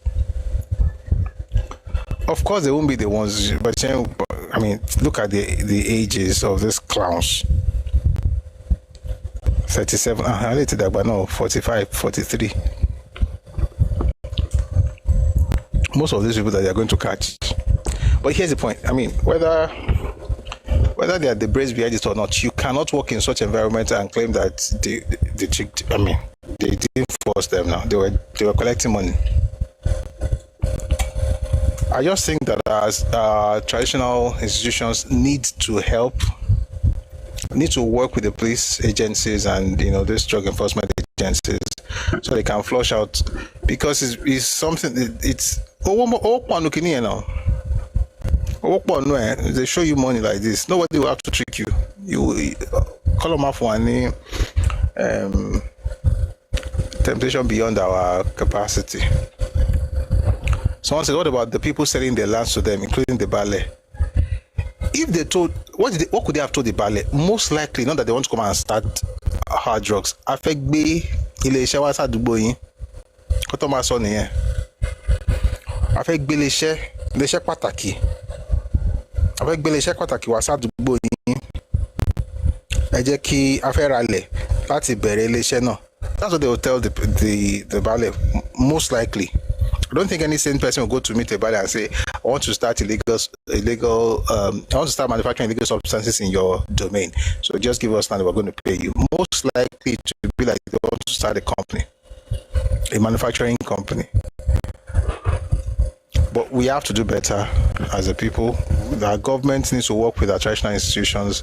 It's not about selling land and saying people, what are you doing in that place? They should be able to ask questions. Anyway, thanks to the NDLEA, these clowns have been caught, and more of them will be caught. We hope that they can flush all of them out of Yoruba land, because they are constituting nuisance. And that's the funny thing, There are many other things you could be doing, and it's in the forest. It's in the forest. It's crazy.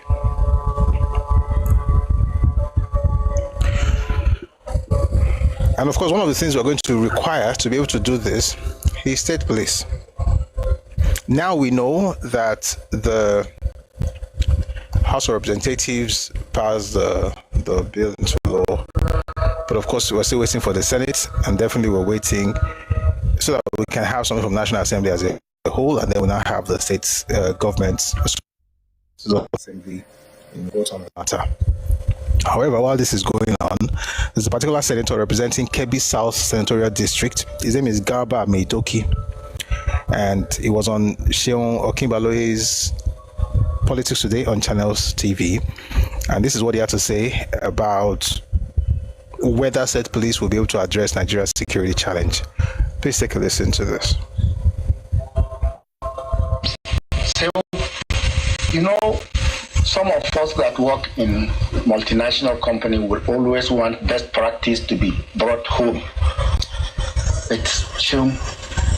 We realize that whenever best practice is brought here, something somehow we degenerated it and make useless and nonsense of it. So you don't agree with the principles as presented by the president? The principles in themselves are not bad. But what we are saying is, we have lost. Let's practice what we have first, so that we can see the difference and we can see the gap. Whatever is in the law today has no meaning, has not been practiced. So what is the guarantee that all alteration, anything can be practiced? So you don't believe in what the president No, I don't today? believe. You don't think it will work? No, I don't believe. You don't think it will fix our security situation? No, I don't believe so. You were given copies of this today at its plenary. And that is the sad thing about this country. This is 146 pages of the draft bill. I'm not a lawyer. You have done public hearing. Good practice require your draft to show it to the people who made presentation that this is our final draft, whether it capture your view or it didn't capture your view, and with explanation why it didn't capture your view. The only people that have this document are the members of the National Assembly, and we are giving this thing today and tomorrow. Whether we like it or not, it will be passed at second reading. It will be passed. No senator can stand up. We are going to go against it, and that is on principle. But I can guarantee you, whether we attend or we don't attend, this will be passed tomorrow. You will go against it? I mean, would that be a fair thing to do, Senator, considering the security challenges? It does look like President Bola Tinubu is in a hurry to want to have a legal framework that can help him fight the insurgency. Don't you think that that's the attitude and that's the intention? So, if the president wanted to fight this thing, why did he leave until the year of the election? I understand it's better late than never. But you can see the politics in it. You were there we are all in for 3 years. We have been crying, we have been complaining. And now, you have less than 1 year. It is the time you want to change the constitution and implement the bill and make Nigeria safe. So this is suspicious as far as it's concerned. Very suspicious. And I need to take this book to my constituents, to my legal expert, to look at it and say, okay, this is right, this is wrong, this is where I'm... So you were not given sufficient time to study. This thing was given to us today. And in less than 24 hours, it will be If passed. not a member of the National Assembly has died today, this bill would have been passed today. And are we making these laws for ourselves, or are we making it for Nigerians? I have come to the conclusion. Has it been a pattern like that in the National I have come to the conclusion that every law the National Assembly has made was made to meet the interests of specific individual or specific interests, not Nigerians. I cannot understand where a 146 page, you will be at the National Assembly, it will be done live. It will be telling you for pages 4 to 10, pages 10 to 20, just like the APC primaries.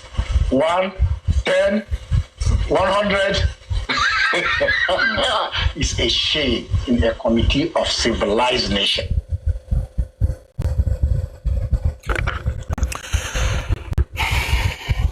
I mean, you can go against certain things, but I think some people are contrarians.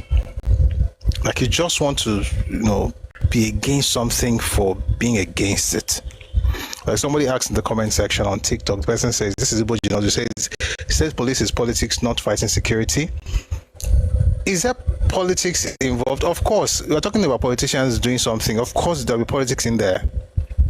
But ultimately, is it about securing lives and property? Of course. How does everything have to be reduced to, if it was so important, why did they wait till tomorrow? Could the president have decided to do it just because he's the president? Would you not need to go through this process regardless? And he said something, by the way. He said, regardless of what they do, that bill will be passed. I want to announce to you, the bill was passed, regardless of what he had in mind. Someone says he's an ADC member. I understand. Thank you very much for adding that, bit of clarity. Senate passes bill to establish state police. The Senate has passed a bill seeking to amend the 1999 Constitution to provide for the establishment of state police services across the Federation. I'll see if I can find you the video. I'll find you that video. The point is, I'm reading from Channel TV, by the way. The point is that regardless of what they were talking about, that bill has been passed. Now, here's the thing, right? You don't have to like it. You may not even ever have to institute something like that in your state. But those who want to do it must be able to do it. So this is the particular problem I have with this whole Nigerian politics. The assumption that all of us must do the same thing at the same time. It makes no sense. If that's how we wanted to do it, we would not have had a TV station in 1959 in Ibadan. It was the first one in Africa. The Western region was ready to do it. They did it. We did it. You may not want it, and it's fair. But the thing that we have to do this thing where I don't think it's going to work. Maybe it's not even going to clinical. That's your business. 1 second. I want to play you something from the Senate on state police. If we find it here, it will be good, and then we can move on to other things. There are other news items, for instance, we'll talk about Sowore as well. So let's listen to this particular plenary session. 1 second. Yeah, let's listen to this one. With the Senate President Senator Ẹkáàbọ announcing that the states have promised to consider the state police bill on the same day once they receive it. Take a listen to this, please.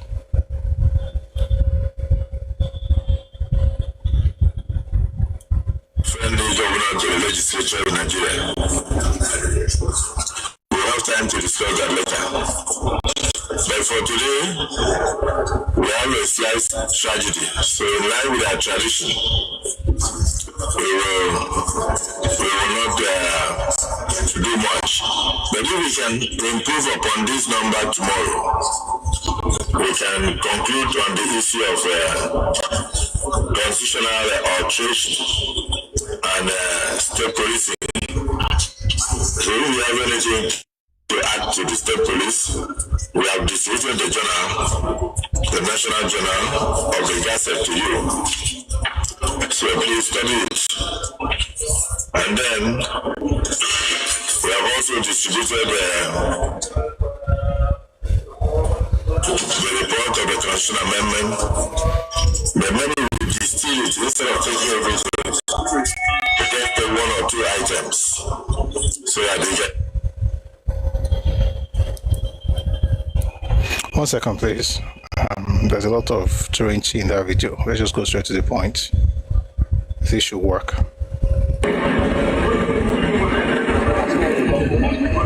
By the way, the governors of Kaduna State, Ogun State, and Ondo State, and also the chief of staff to the president were all there. Next to him is the governor of Kaduna State, Basani, as well as Governor Dapo Abiodun of Ogun State, and Lucky Ayedatiwa, the governor of Ondo State. There are also attorneys generals from some states of the Federation who are here to observe the exercise, being that the bill being a constitution.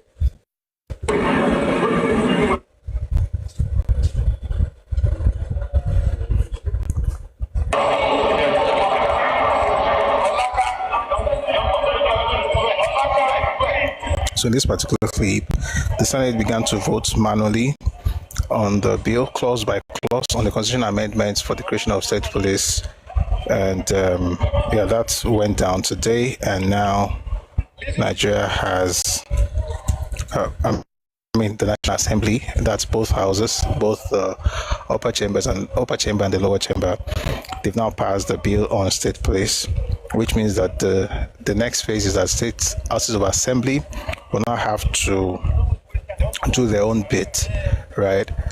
So we have to have 2/3 of all the states, for it to become, then of course, you have the presidential assent, and it becomes law. This is good, right? This is actually what we've always wanted. And it's also a step in the right direction as far as decentralization, restructuring of Nigeria is concerned. And those who are bent on how Nigeria should run a unitary system and everything should be done at the same time, we should all, what's the word now, develop at the same pace. We are glad that their dreams will not come to pass, because that dream is a nightmare. It has not really helped us at all. All right, so that's good news coming from the Senate.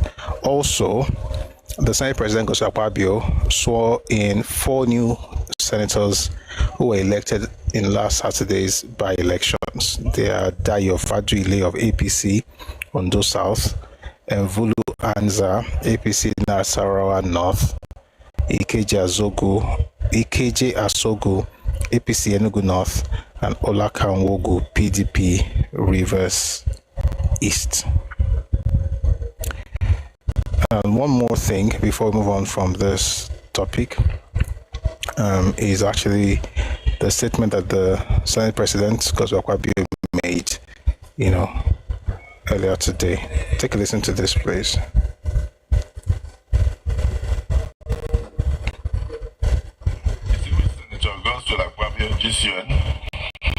President of the Senate, dated 15th of June 2026.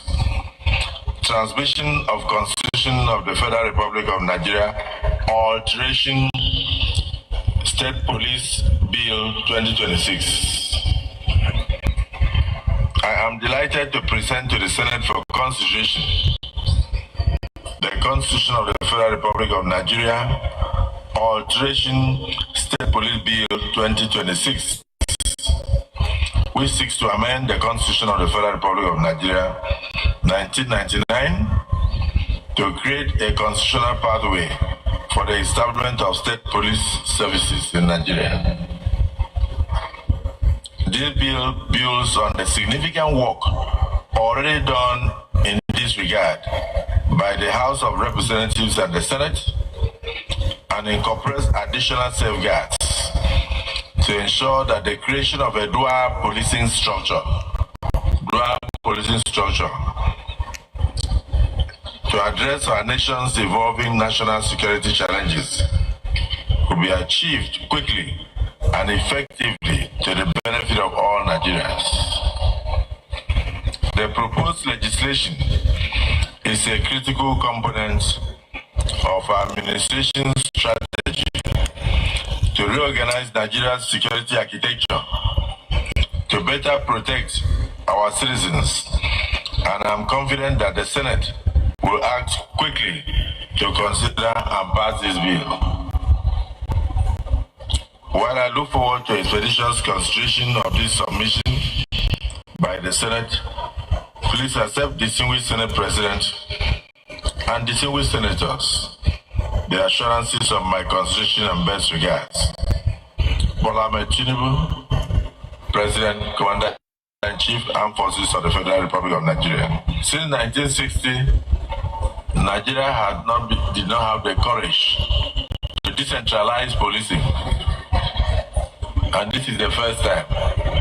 We'll do it in two phases. One, we'll do it through alteration of the Constitution, and the other one, will embed it in an act of parliament in order to bring out the modalities to avoid abuses. Many of us would like to go back home after we are through from here without being afraid of state police. And I've always emphasized that even the current governors will one day leave office. They should not be afraid of the state police that they created. And therefore, there will be a lot of safeguards. And it is you that will make those observations. If you are not here tomorrow, your people will know that you are not here. All right. That was the Senate President Bayo reading the letter that was sent to the National Assembly to the Senate by President Bola Ahmed Tinubu. Again, this is very good, news for us, and it will go a long way to help curb, this problem of insecurity in our society. Before we move away from the security matters, there's a report here from Oyo State. I'm going to read from Channels TV. It says here, insecurity, Oyo government declares 16-hour curfew in 10 local government areas. As part of measures targeted at tackling insecurity across Oyo State, the Oyo State Governor Seyi Makinde has approved the declaration of a 16-hour curfew in 10 local government areas of the state. According to a memo issued by the Secretary to the State Government, Professor Musiba Babatunde, the curfew takes effect from Wednesday, June 24, 2026. The curfew between 4 p.m. and 8 a.m. 4 p.m. and 8 a.m. lasts for 48 hours in the first instance and affects local government areas bordering the Old Oyo National Park. The affected local government areas are Orire Local Government, Headquarters Ikoyile, Orelope, Headquarters Igbo, Irepo, Headquarters Kishi, Shaki West, Headquarters Shaki East, Headquarters Aguamodu, Atisbo, Headquarters Tedi Aguare, Itesiwaju, Headquarters Otu, Isheyin, Headquarters Isheyin, Olonshoko, Headquarters Igbeti, and Atiba, Headquarters of Ameta, Oyo. I think something's about to go down. That must be why. We wish them good luck. So that's that about Oyo State. Back to the state police matter. A former commissioner of police in Anambra State, Aderemi Adeoye, was a guest on Channels TV Sunrise Daily and talked about how having state police will not be the final solution to insecurity. But he also said something else that will, that I think we also should listen to. But first, let's take a listen to this bit where he talked about the fact that it takes more than just having state police to end security in Nigeria. Take a listen to, again, Aderemi Adeoye, former commissioner of police in Anambra State. However, let me point out that having state police will not be the final solution to insecurity is just the right step in the right direction. There are more to be done. For fear of abuse, the National Assembly can put a lot of safeguards in place that will check excesses and prevent governors from turning state police to private army. That's the fear.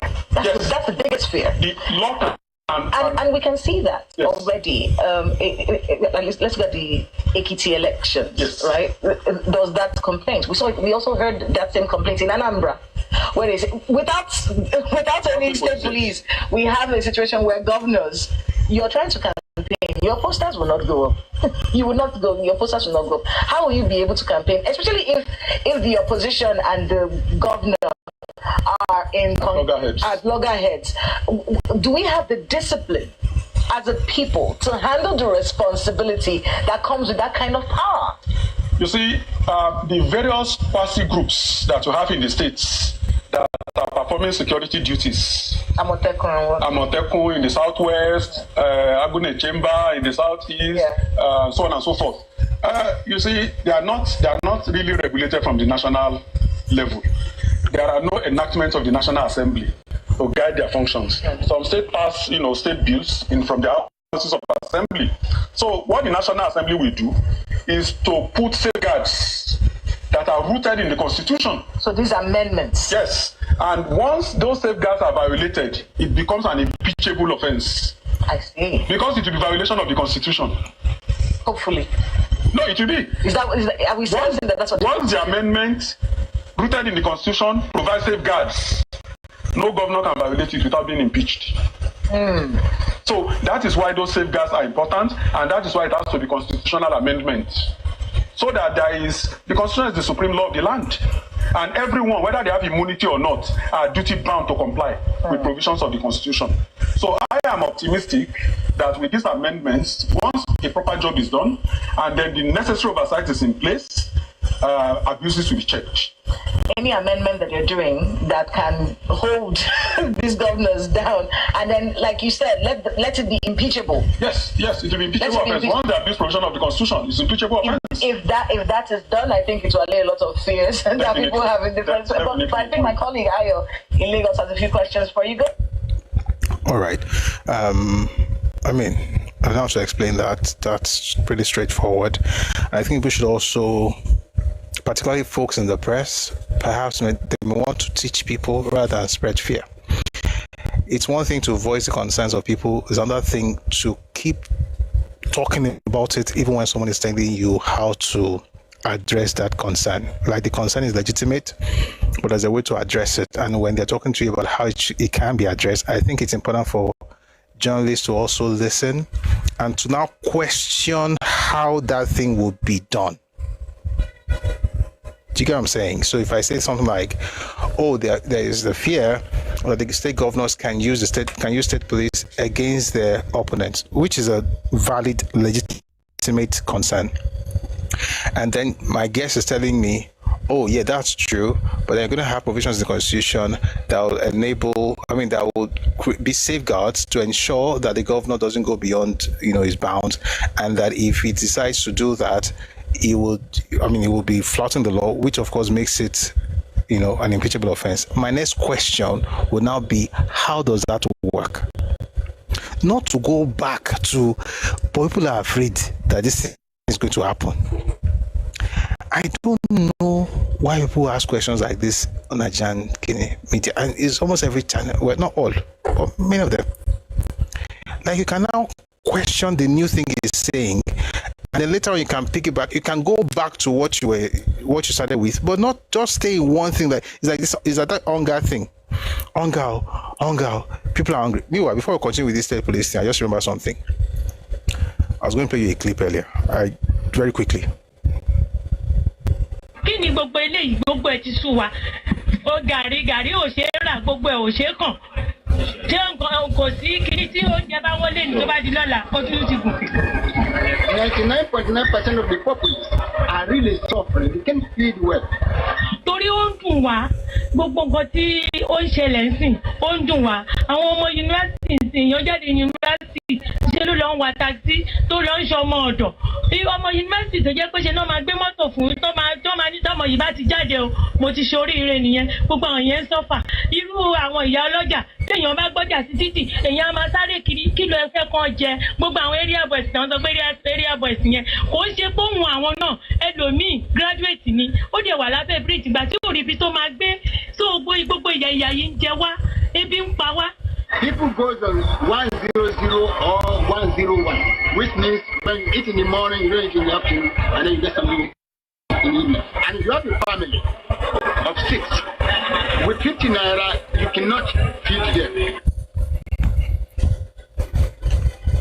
I know you're going to read the headline. I could have told you when that video was made, but I decided not to because I wanted you to hear the 15 naira bit at the end of the video. That was 1994. No, it was during Abacha's period. That was 1994. The idea that there was this time in Nigeria, even when people talk about it, even what the lady said, oh, there was a time in Nigeria when you graduated as a student, they'll now give you a car. It happened, but of course, there's another reality to that. How many of you were in university at the time? I mean, we have millions graduating on a yearly basis in Nigeria today. Is that an excuse? No, it just gives you perspective. The point is that when it comes to poverty and lack and complaints, it did not start today. That was 1994. Dr. Badru says the Ebenezer Obey sang formula for eating in the 80s. That's the 101, 111, 101, 100, 010. Again, may God bless all of us, but let's not use hunger as a base for conversation. I say that because the stuff we're listening to earlier, the host seemed intent on making the point about the fears of certain people, which is again valid, rather than give opportunities to have conversations that could allay the fears. And I think that's how conversation should be had. And in this next clip, the same person, Aderemi Adeoye, who again is a former commissioner of police in Anambra State, he talked about how Nigerians should not be afraid of having police at the state level. Please take a listen. Please take a listen to this. That ensures that the abuse is not rampant, or checks the executives in the state. First and foremost, I think it might be better we use the word amendment rather than alteration. Alteration connotes defacing what is in place. But it is to be amended, which means it will be substituted, changes will be made to the existing law. Why this amendment is important is that the current provision in Chapter 6, Part 3, Section 214 of the 1999 Constitution, as amended, provided that there shall be only one police force for Nigeria, and it shall be called Nigeria Police Force. That section makes it illegal to have any semblance of a police force for any other part of Nigeria, or for Nigeria as a whole. So that is why constitutional amendment is necessary to make it legal for states to have their police forces. Now, Nigerians should not be afraid of having police at the state level. It is a mark of development and progress. In developed countries, not only do they have federal police, they also have state police and even local government police, which they call municipal police, county police forces. It brings police closer to the people and makes them agents of problem solving. So, welcome development. And I commend the president for his courage and focus, his vision in getting the ball rolling, not only getting the ball rolling, but also getting the buy-in of critical stakeholders, like the National Assembly that is going to carry out this amendment. The basic fear of majority of our people for state police, like you pointed out, is the fear of abuse. For example, political opponents believe the government in power may use such police forces to oppress opponents. These fears may have some traction based on previous experience, especially in the 60s when the republic was still nascent. But we have come a long way, and a lot of development has happened. Our security challenges have evolved, and we have come to a point where we just federal police exist for federal crimes, while the state police takes care of security at the state level. All right. That's actually a brilliant submission from Mr. Deremi. And I hope that, of course, with the guardrails present, the governors will be kept in check. And anybody will I mean, again, if you go against the constitution, is impeachable. You know, if you do, you think that's the best way to live your life as a governor. So we're hoping that this, of course, helps with the security architecture of Nigeria. And just in case you're just joining us, the good news is that the Senate has passed that bill, the State Police Bill. What that means basically is that they've amended the Constitution of Nigeria, which, of course, in Section 214 states that there will be only one police force. So now there can be state police with the amendment that just happened recently. 1 second, please.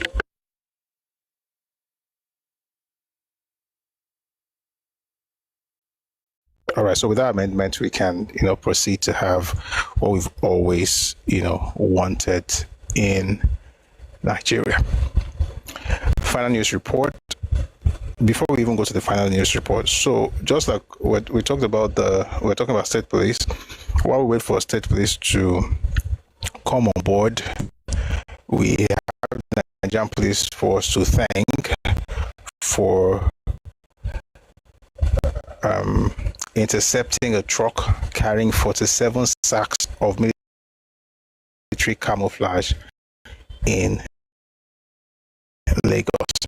Interestingly, the destination was a southeast. I'd like you to take this news report from Channels TV. In crime news, 7 sacks of military camouflage uniforms and 80 cartons of suspected illicit substances has been intercepted. Commissioner of Police Tijani Fatai, while speaking with journalists today at the command headquarters in Ikeja, explained that the truck was allegedly used to transport the military uniforms to the southeastern part of Nigeria. Mr. Fatai adds that 4 suspects are assisting investigators to unravel those behind the illegal import. This was intercepted by operatives of the tactical team while they were trying to move this out of Lagos State. We got the information and we swung into action. The vehicle that was conveying this lorry that was conveying the sacks outside Lagos to a destination somewhere in the east. There we got information and they were intercepted, and those who were carrying it were arrested. They are presently with us and we are investigating. Not only that, we have cartons of drugs, various types of drugs that were moving together with the sacks of clothes. That is a military camouflage. This is still under investigation, and we are trying to unravel the brain behind all this. They are moving out of Lagos State, but we know with the trend of events in the country now, all over the areas where we have seen these bandits, we have seen them wear this uniform all over the place. Who knows what they want to do with this? Nobody can tell. So we are still investigating to get to the root of the matter for now. All right, so that's something like very good coming from the Nigerian police force. And of course, good luck to those who are trying to get to the southeast with whatever it is they're carrying. As we wrap up now, we just have the final news report, which has to do with Mr. Sowore. But before we do that, just read some of the comments here on YouTube. I think I see one. I hope that this curfew is not okay. I think I was talking about your state curfew. Okay, we already moved away from that, but thank you very much for that comment. So, Sowore, so there's been a case for a bit talking about cyber bullies, cyber crime, and so on and so forth. Well, something happened today, but let's not start with today's news. Let's begin from what happened 2 days ago. So, Sowore was on IG Live, where he, made certain statements. Of course, this was even before the court proceedings. So I would like you to let's start with that particular clip, and then we'll go on to other things. Take a listen to Omoyele Sowore.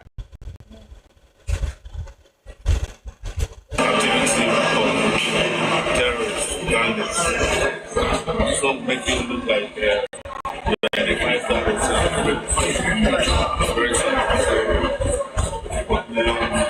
I usually would advise people to please don't feel bad. Don't do anything that will make me feel like they're sympathizing with me. They need you to join in the struggle. The struggle is here to run away. No reports, no participating. It has already started. It's just that it's not going to write you guys a letter. You're not going to get a memo. But if you look very well, you know that something is happening around. All right, so in the clip, he talked about how he was ready to go to prison, and how the struggle, I guess we'll talk about revolution or whatever, or something like that, how that has already started. And of course, much later, he talked about how he had come prepared. He had his bag, his prison bag, so he was ready to go to prison and so on and so forth. And it's quite sad. There was a particular scene, though, that I don't find very cool, and that was where he was being dragged. But of course, one of the lessons from this is also that, whether you're talking about the government or individuals, there are lines that we should be careful not to cross. Just because you use social media doesn't mean you get to say anything you like and not think about the consequences. Anyway, this went down in the court premises.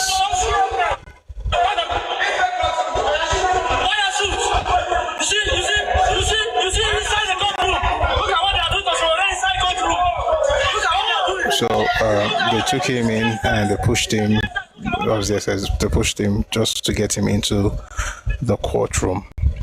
And then afterwards, there was an argument about whether I would be put in the Black Maria. And this is what happened.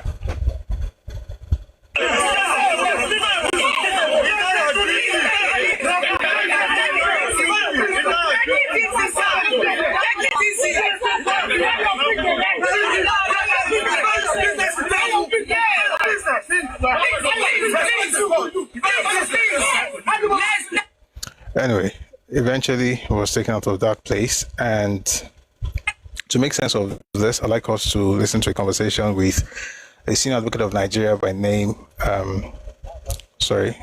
Adeboro Adamson. He was on Politics Today with Seun Okinbaloye, and he had what happened in the show matter. And it's a bit okay. We have a number of clips, and then we'll go on to talk about what happened earlier today. Take a listen to the lawyer Adeboro Adamson. 1 second, please. Okay, this should work better. Right, please take a listen now. My pleasure. How would you describe the scenario which played out with Sowore there and some of the DSS operatives? If you recollect, the meat of this matter is clear, because we said Mr. Sowore called Mr. President of the Federal Republic of Nigeria a criminal. He was given an opportunity to retract that statement and apologize. He did not do. And DSS had no option than to charge him to court for cyberbullying for the President of the Federal Republic of Nigeria. And in the process, the prosecution had called all his witnesses and closed his case. And Mr. Sowore had raised a no-case submission, which the court ruled on and dismissed it. So it was left for him to open his defense. Now, what did we see? First of all, on the 12th of March, 2026, he was on the court to answer his defense. On the 16th of June, he was calling a call, even though he gave reason.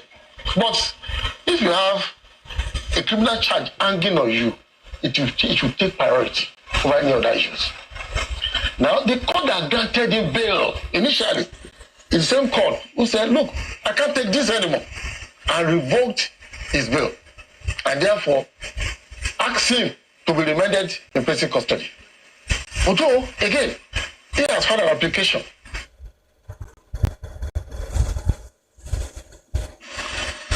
to set aside the revocation of his bail. Why that is pending? The court only said, look, go, first of all, I will rule on your application. But because of what you've done, having violated the condition of your bail, then go to prison custody first. Now, if you look at it this way, all DSS that are done is to effect the order of the court. Mind you, this is not the first were they in the right agency or the prison service to effect it? No. Because he's committed to prison remand, not DSS custody. Now, the function of DSS was to get him arrested there and hand over to prison officials, which they did. But in the course of doing that, maybe he became unruly. And that's why what we can explain. Does that look good in the court premises? Where the court, that was not the court you could. No, that was not the court premises of the court. Yeah. Outside the court. Yes, I'm saying that could that have been handled differently?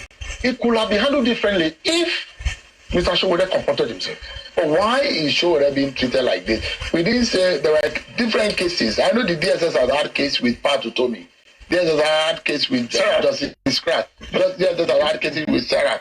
And we don't see this case. Is there anything with DSS and Sowore?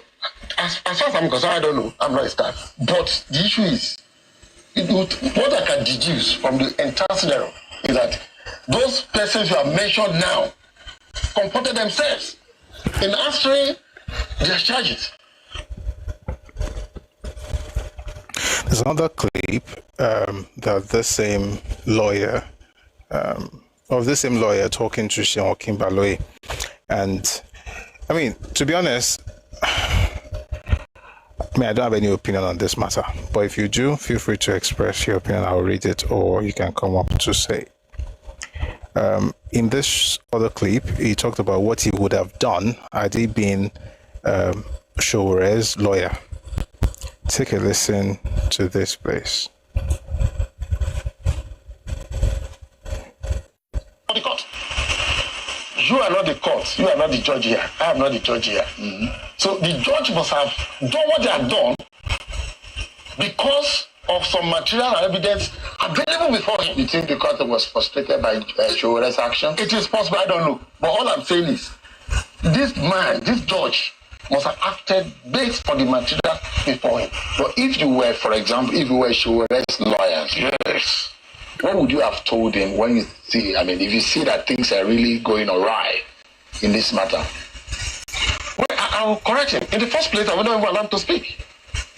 He has hired me as a lawyer. I should be his spokesperson, not taking my place. So when you see a situation, he speaks at proceedings. You see, I am not here to be saying all those things. But if you are interjecting proceeding, if you are calling judge all manners of names, you are not comfortable. You are not disrespecting the court. You are disrespecting Nigeria as a whole, as an entity. Now, all these facts will be taken into consideration in determining whether to grant you bail or to revoke your bail. That's why I said the discretion of the court is subject to the material and evidence before the court. Mm.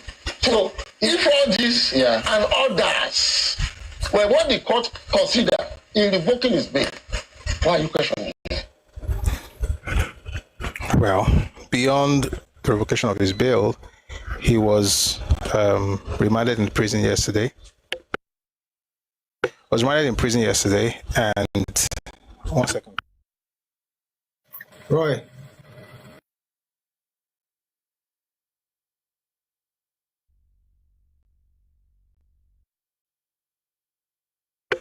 All right, sorry about that. So, number one, you call the president a criminal. You should prove how he's a criminal. But then the thing for me, though, is that beyond being remanded, he was taken back to the court earlier today from Kuje prison. And this is how that went down. Please take a listen to this.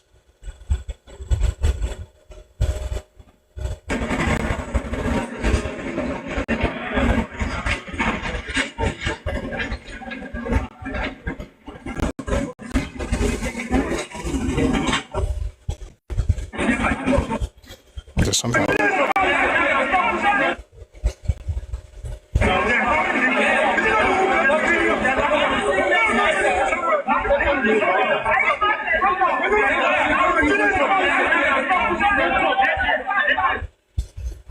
Excuse me, please. The place was rowdy.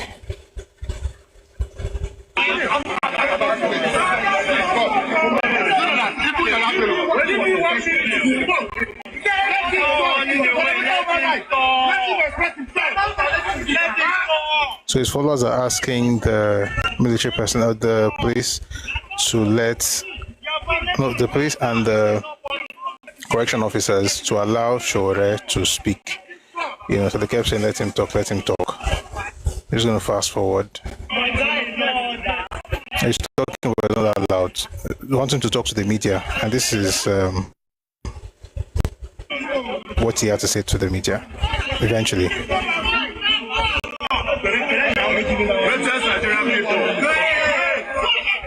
I have been sent back to Kuje prison because the judge has not ruled on our application. Very surprisingly, he has given a long day. But they are the ones who always come to court and say they want trial to commence day by day. But now they have given an adjournment of almost a week. The intention is to obtain a conviction without trial and imprisonment. I am solidly very sure that this will fail like others have failed. And I want to ask all our supporters to stay very strong. The presidential campaign has just started. And the revolution has just begun. Now, whether you like it or not.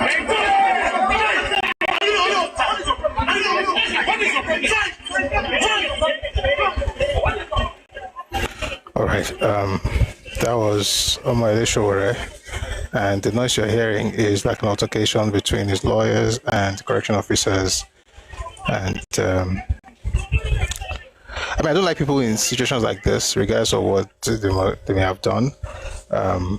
But I think it's important that we are very careful when we are making accusations. It's important for us to be able to prove the things that we say, so that if anything happens, you'll be able to defend yourself.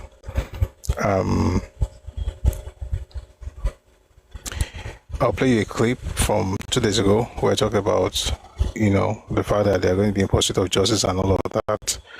But I'm not sure what's playing out is exactly what he thought would happen. But take a listen to Sowore.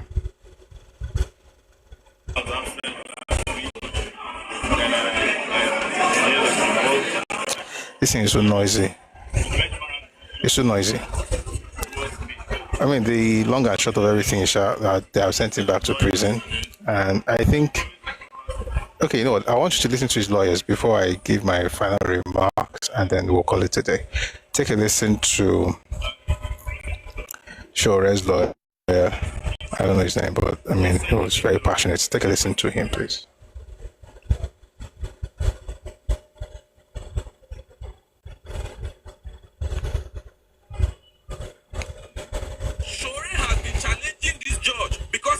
Sowore appeared before this judge, the judge will ask Sowore to pull his wristwatch, to pull his eyeglass. He almost asked Sowore to pull his shirt on the fear that the proceedings will be recorded.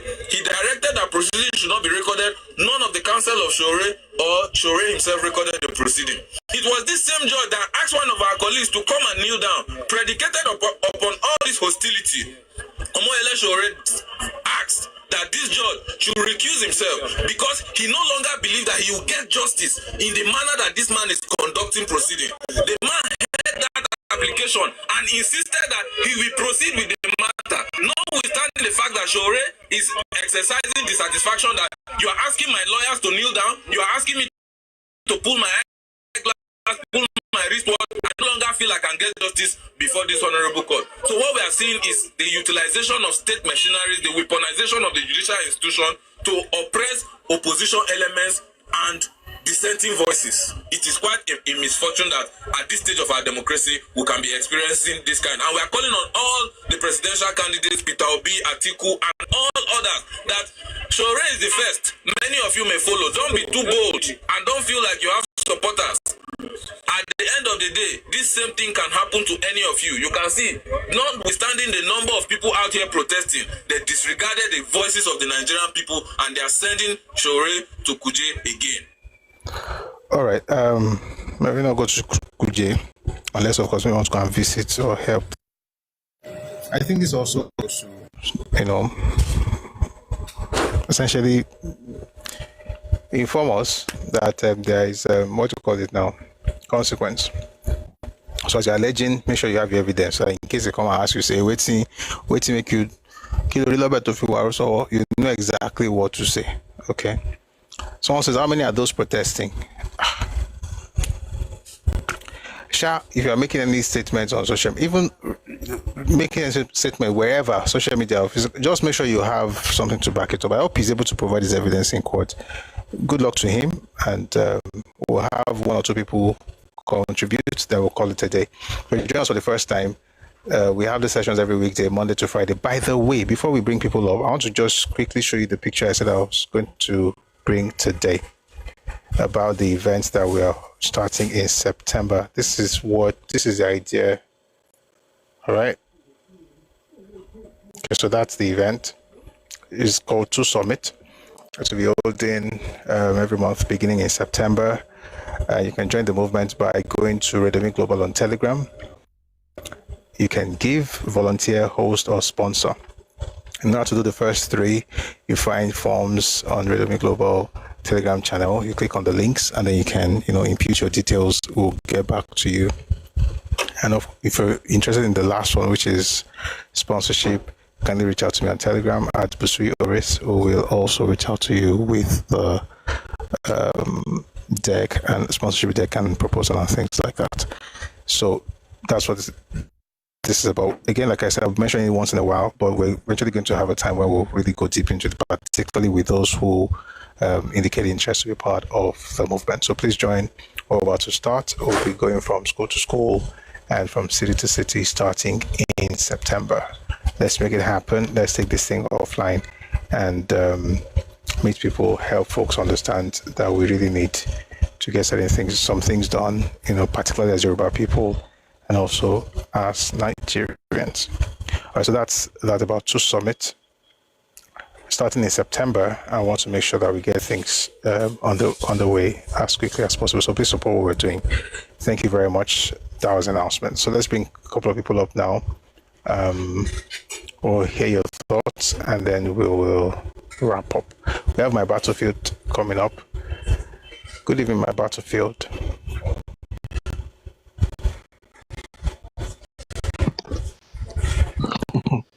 Ẹkáàbọ, thank you so much. I'm really enjoying your session now. Fantastic. Thank you. Something came to my mind. You see, in Nigeria, I think we don't enforce crowd control. Such a crowd should never be near the court. It presents danger, even to our security personnel. And even allowing Sowore so much leeway is anomaly. It shouldn't happen. And again, Sowore calling the president a criminal. You dare not do that in Britain. He won't even pass through. Within 5 minutes, he will have been sentenced. See what happened to people who are protesting here few months ago. It won't happen. And again, Sowore in court abusing judges. Even Trump did that in America. See what happened to him. Even Trump, as wayward as he was, and he still is. You see, such a thing will never happen. I think Nigeria will need to do better. Our laws need to be enforced. We need to help our personnel for respect. They demand respect, and they should be given respect. You can't just talk anybody. That's why I've always been against him. That guy is not a president material, not even a council material. I get my point. He lacks the composure. His temperament is so bad. I remember sometime last year or so when he went to Oni's palace. How he talked to Oni. It didn't happen. That guy should not be. Maybe he should be in psychiatric hospital. And again, saying all those revolution now. Even that one is a crime. Revolution emboldens. It means violence. They should have called him to order. This revolution calling for, which he needs to define it. You see, and that revolution should start from his own home. That guy is irredeemable. And again, about the children in captivity, I believe the first thing the government should have done when those children were kidnapped was to employ the use of helicopter. Afterwards, there should be a news blackout. Nobody should be allowed to comment on it because those people, they are watching us. They are watching news to TikTok. Remember a few weeks ago when there was a bit of problem and they said, well, they didn't say that. They were even correcting us. That means they are watching us. They are listening to us. They have spokesperson in quotes because she was forced to be talking on their behalf. So Nigerian government need to do better. We need to enforce our laws. All those cyberbullying is too rampant online. You see people just talk anyhow because they think they are abroad. But when they come to Nigeria, the law should be, they should revoke their passport. For the time being, they should not renew their passport. Even those abroad, then they will learn. Cyberbullying is wrong. They will say all sorts of things online, abusing our president. That's why they are reaping their reward in South America. If you are insulting your president, that means they will not respect you as a citizen. They will not respect your country. So they are liberty to treat you such a harsh manner. That's what they are getting. You respect your country, respect the president. It's your head. You can't be throwing stones at your head. And the person who is the aims of the affairs of your country is so wrong. Thank you very much. Thank you very much for that submission, Battlefield. Let's go on to Bumblebee. Good evening, Bumblebee. Good evening, bro. Yes, sir. And the Pumura 2 summit. So let me just go straight to my submission. First of all, my opinion is this. It's personal, but it's also what I observe. You know, when Barry said Nigerian youths are lazy, people were shouting. Probably didn't say it from a very reasonable standpoint, but when you get down to the root of it, most people in civil service, they don't do anything. Just sit down there and mark time. It's still the same attitude you have with the police. You have policemen that don't want to do their work. They steal your phone, people steal money from the bank, you go to them, they'll tell you to come and open file and all that shenanigans. You get robbed, people take your phone, they do withdrawals and everything. They can track these devices, they don't do it. All the problems we have today is because the police they didn't do their job. They could have nipped those issues in the past. Number one. Number two, there is an anyhowness in this country. People like to behave anyhow kind of way. Even if there's no law in the land, don't you have a moral compass? Even if there's no law in the land, you should have your own personal moral compass that's okay. Can't me everywhere why in a kind of way to just nobody's enforcing it. Can't I just behave like a proper person? If you can behave like a proper person, you won't litter the community. You won't go online and talk anyhow. Things that are not founded, you won't go online and say those things. Now, okay, also, right? Obviously, they didn't even go and pick you up and everything. They initiated a case, right, in court. Now you go to court. You insulted somebody took you to court. You go to court, you started insulting the judge. Right? Until they come my law, we don't mama jewa. Or to them as some to my be. Like how? The moment the judge says that remand this person, you read so many things to shit over contemptuous against the court. Only come my law. At that moment, you don't have any personal freedom. They are putting you in custody. Only reason the officer with custody. They are keeping you in custody. They will tell you the motor you will enter. They will tell you where you sit. They will tell you when you come out. They will tell you how you carry. At that moment, you don't have that freedom of movement until deny it because you've done something that warrants them to take it away from you.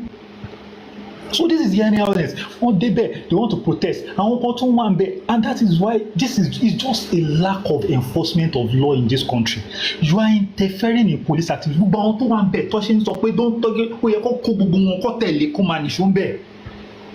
As you don't want to have sense, spend a night or two.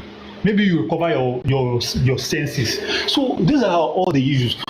State police, whether state police is still going to work or not, still comes down to law enforcement. You can make all the state police you want, but if you don't enforce it, it makes no sense. And people need to behave well. Okay, even though our big authority to one country, maybe when we have our own police force, we'll be able to enforce law the way we want it to be enforced in our own part of the country. Anyways, if anyone can contribute, I should go, Prof. It was an interesting conversation, especially when we're talking about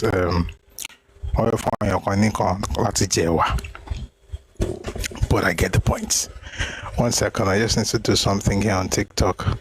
If you're on TikTok, please tap, all right? Thank you very much. Thank you for that submission. Thank you for the hearts. I saw a heart just now. JJ, thank you very much for the roses as well. I really do appreciate your generosity. All right, our final speaker would be, by the way, there's a conversation about state police. Maybe I should play that very quickly before we go on with the final submission from Jakesman. This was from Governor Obasani on Channels TV. I can't find it again. It's quite weird. Okay, you know what? Let's have the speaker. I think by the time he's done, I'll be able to get you that clip. Okay. So, Jakesman, please go on. Good evening. Ẹkáàbọ. Good evening. Yes. Good evening. Yes. The thing is this, on the one of the electricity regarding the promise from President Tinubu, I didn't need the privilege to be able to listen to that tape again, but I believe that he did say, except something goes wrong, I'll be back. I will now have the reason, paraphrasing now or saying it in my own word, the reason to come back and explain. I believe he said that at the last part of that statement. That is that. Another thing is the man has promised. He did what he needs to do. It is left, and he gave the incentives for these governors to be able to do the job, to provide the electricity, but they decided not to take advantage of it. So I think President Tinubu has done what he needs to do regarding that, according to his promise. So now, thank God some of them are taking advantage of that, how do you call it, of what he did, the bill he rolled regarding that. Regarding that of Omoyele Sowore, I don't know. I think I call them agitators that call themselves activists stroke presidential contestant stroke, political teams, all these Aisha and the rest of them. They're just using all these things as a way of. I think they think they can hold the country hostage through their vocal nonsense and stuff like that. And I think the law in Nigeria is not being properly enforced honestly. Profs, today I go to court regularly, honestly. Today I was in court. Today, 10:30 to 10:50. Sorry, I was in court as a witness. The court and the judge dictate how they want things to be. You cannot dictate for the court. The court, because the reason why I'm saying this is the Omoyele Sowore's lawyer saying they did not allow us to record. Nobody should record. It's giving the impression that they should be allowed to record. It is their right. Like you're supposed to actually record. It's normal to record. As if it's a right. It's a right. It's normal to record. No. I was in court today as a witness. You are not allowed. The only reason you can record is if they said this needs to be televised, and they will lay down their restrictions to the recording. You don't go to the law court and decide for the judge how you want the court and the premises of the law court to be, or the courtroom to be. You see, these people are just giving wrong information to people out there, one way or the other. And then they make Nigeria to look like the zoo they are calling it. They are the one behaving like, animals. So it is wrong. You've done something wrong. Go there, defend yourself, make your own statement. If you don't go to court, you have a problem. Today, the guy that was there that was supposed to defend himself today didn't come. He was about to be declared wanted when his lawyer came in and said, he was involved in an accident last night and he's in the hospital. That's how it rolls. You have to give reasons. You have to defend. It doesn't matter who you are. But in Nigeria, they want to make it like as if they are being targeted. I'm sorry, it shouldn't be. The law should be enforced, and this nonsense should be put to stop. The man you played before, I've heard that tape before. I've heard that tape before, and there's another one again today. Actually commented on this. I told him I think he should be arrested. You seem to know more than everyone. So our judicial system and the the police and the other, they should do. It's getting out of hand. Thank you very much, Mr. Jakesman. Thank you for that submission. Very brilliant.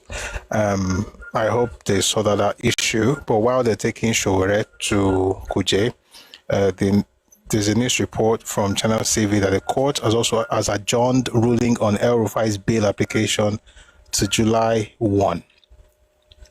The Federal High Court sitting in Kaduna has adjourned its ruling on the bail applications filed by former Kaduna State Governor Nasir El Rufai and his co-defendant Jimmy Lawal until July 1, 2026, in an alleged corruption case brought by the Independent Corrupt Practices and Other Related Offences Commission, ICPC. The ruling was deferred on Wednesday by Justice Aowa Buhari after hearing submissions from both the prosecution and defense teams.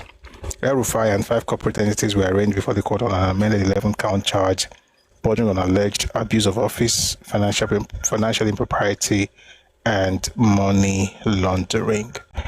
Since we're on El Rufai, who was a former governor of Kaduna State, we might as well listen to the present governor of Kaduna State, who is right now on Channels TV's Politics Today with Sheikh Kimbaloye. He was there to talk about, or he's there, he's still there, talking about the amendment to the Constitution that now allows for state police. Let's just take a listen to this very quickly and then we'll call it a day. Let's start with this one where it says, let's start with a question from Sheol and then we'll listen to some of the things that he said in response. Take a listen, please. I like you to, and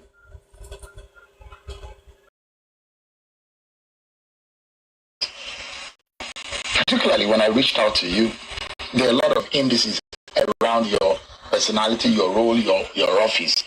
Your state, Kaduna, is a typical example of a state that needs a special attention when it comes to how we can solve insecurity in Nigeria. Yeah. You are a former lawmaker and you are a sitting governor. So you have, and you proposed this bill before. So you are almost a perfect fit for this conversation. But Governor Sani, it looks like those who are proponents of this bill think it is a silver bullet. That once we have state policing, all our security problems will end. Governor Sani, if insecurity continues after state police becomes operational, who do you think we should blame? Who do you think Nigerians should hold accountable? The governor, the commissioner, or the federal government? Let me tell you, honestly speaking, I'm very optimistic about this. I will tell you. You think it's a silver bullet? It's going to be successful. That was my thinking in 2020, and I still believe right now. It been many people that are opposed to it at the beginning, they are not supporting it. Even many members of the National Assembly, for instance, when we raised the issue in 2020, distinguished Senator Barrett was among the senators opposing it. But today, I was happy when I was in the Senate floor. He stood up, I was in the chamber.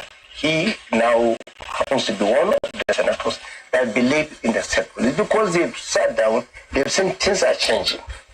We have to understand the situation. Let's not be so skeptical about something that we have not even tried, tested. That is a problem with this. So let's look at what. In this clip, he talked about how happy he is about the amendment. Take a quick listen.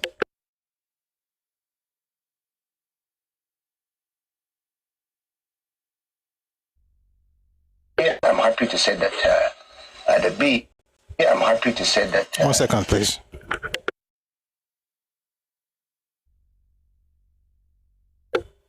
So today, I'm happy to say that the bill for the alteration of the Constitution for the establishment of state police in Nigeria was passed today. That is alteration number 6. And of course, I have no doubt in my mind, this is something that will be welcomed by every Nigerian. I kept saying that a lot of people misunderstood the call for the creation of state police. There are many reasons. And of course, all I can say here is that even when we lost it in 2020, at that time, myself and some of my colleagues who believe in the creation of state police agree on one fact, that it's just a matter of time before state police established in Nigeria. So we have to give a lot of credit to President Bola Tinubu, who submitted the bill. It's an executive bill. Yeah. Procedurally, this bill was laid before the National Assembly yesterday. Today it passed second reading.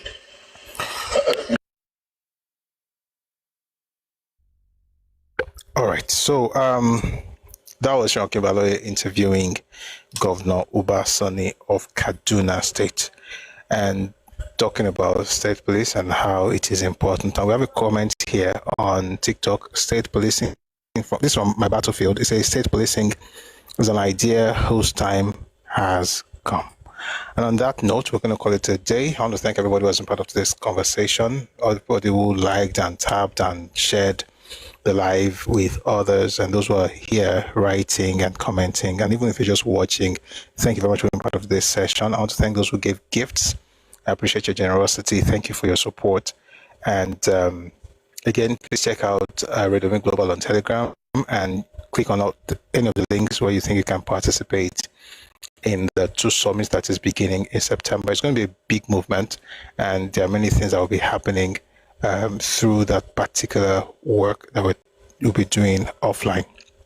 Interestingly, we actually alluded to some of those things earlier today, but we will continue talking about it. All I'm asking you is please go and read the Global on Telegram. You'll have 3 options. You can give, you can volunteer, you can host, right? Just click on whichever one you want to do. It's a link to a Google form. You click on it, you fill the form, we receive the form, and we'll get back to you. And of course, if you want to sponsor as well, which is the 4th category, please reach out to me as well on Telegram. And that's Pusui Oris on Telegram. I will be able to talk about how you can support what we're doing. Thank you very much for being part of today's session. I'll see you again tomorrow at 4 p.m. if we're time West African time. But before we go, we're going to listen to our anthems. It's the Nigerian anthem and also the Yoruba anthem. Please sing along.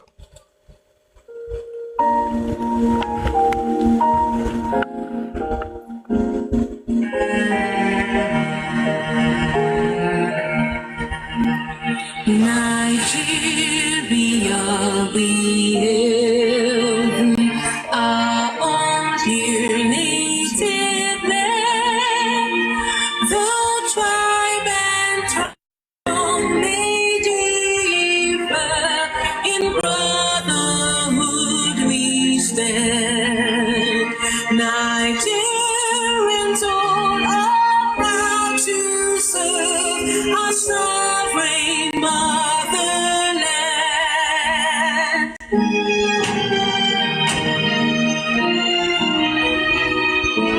Our flag shall be your symbol, that truth and justice reign. In peace or battle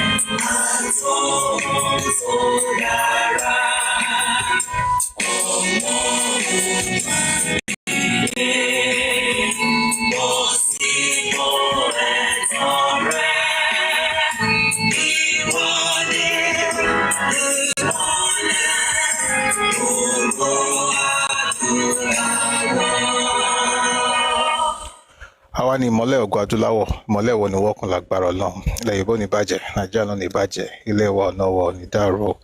Thank you very much for being part of today's session, and I pray that God bless you and keep you. May God bless Nigeria. May God bless Yoruba land.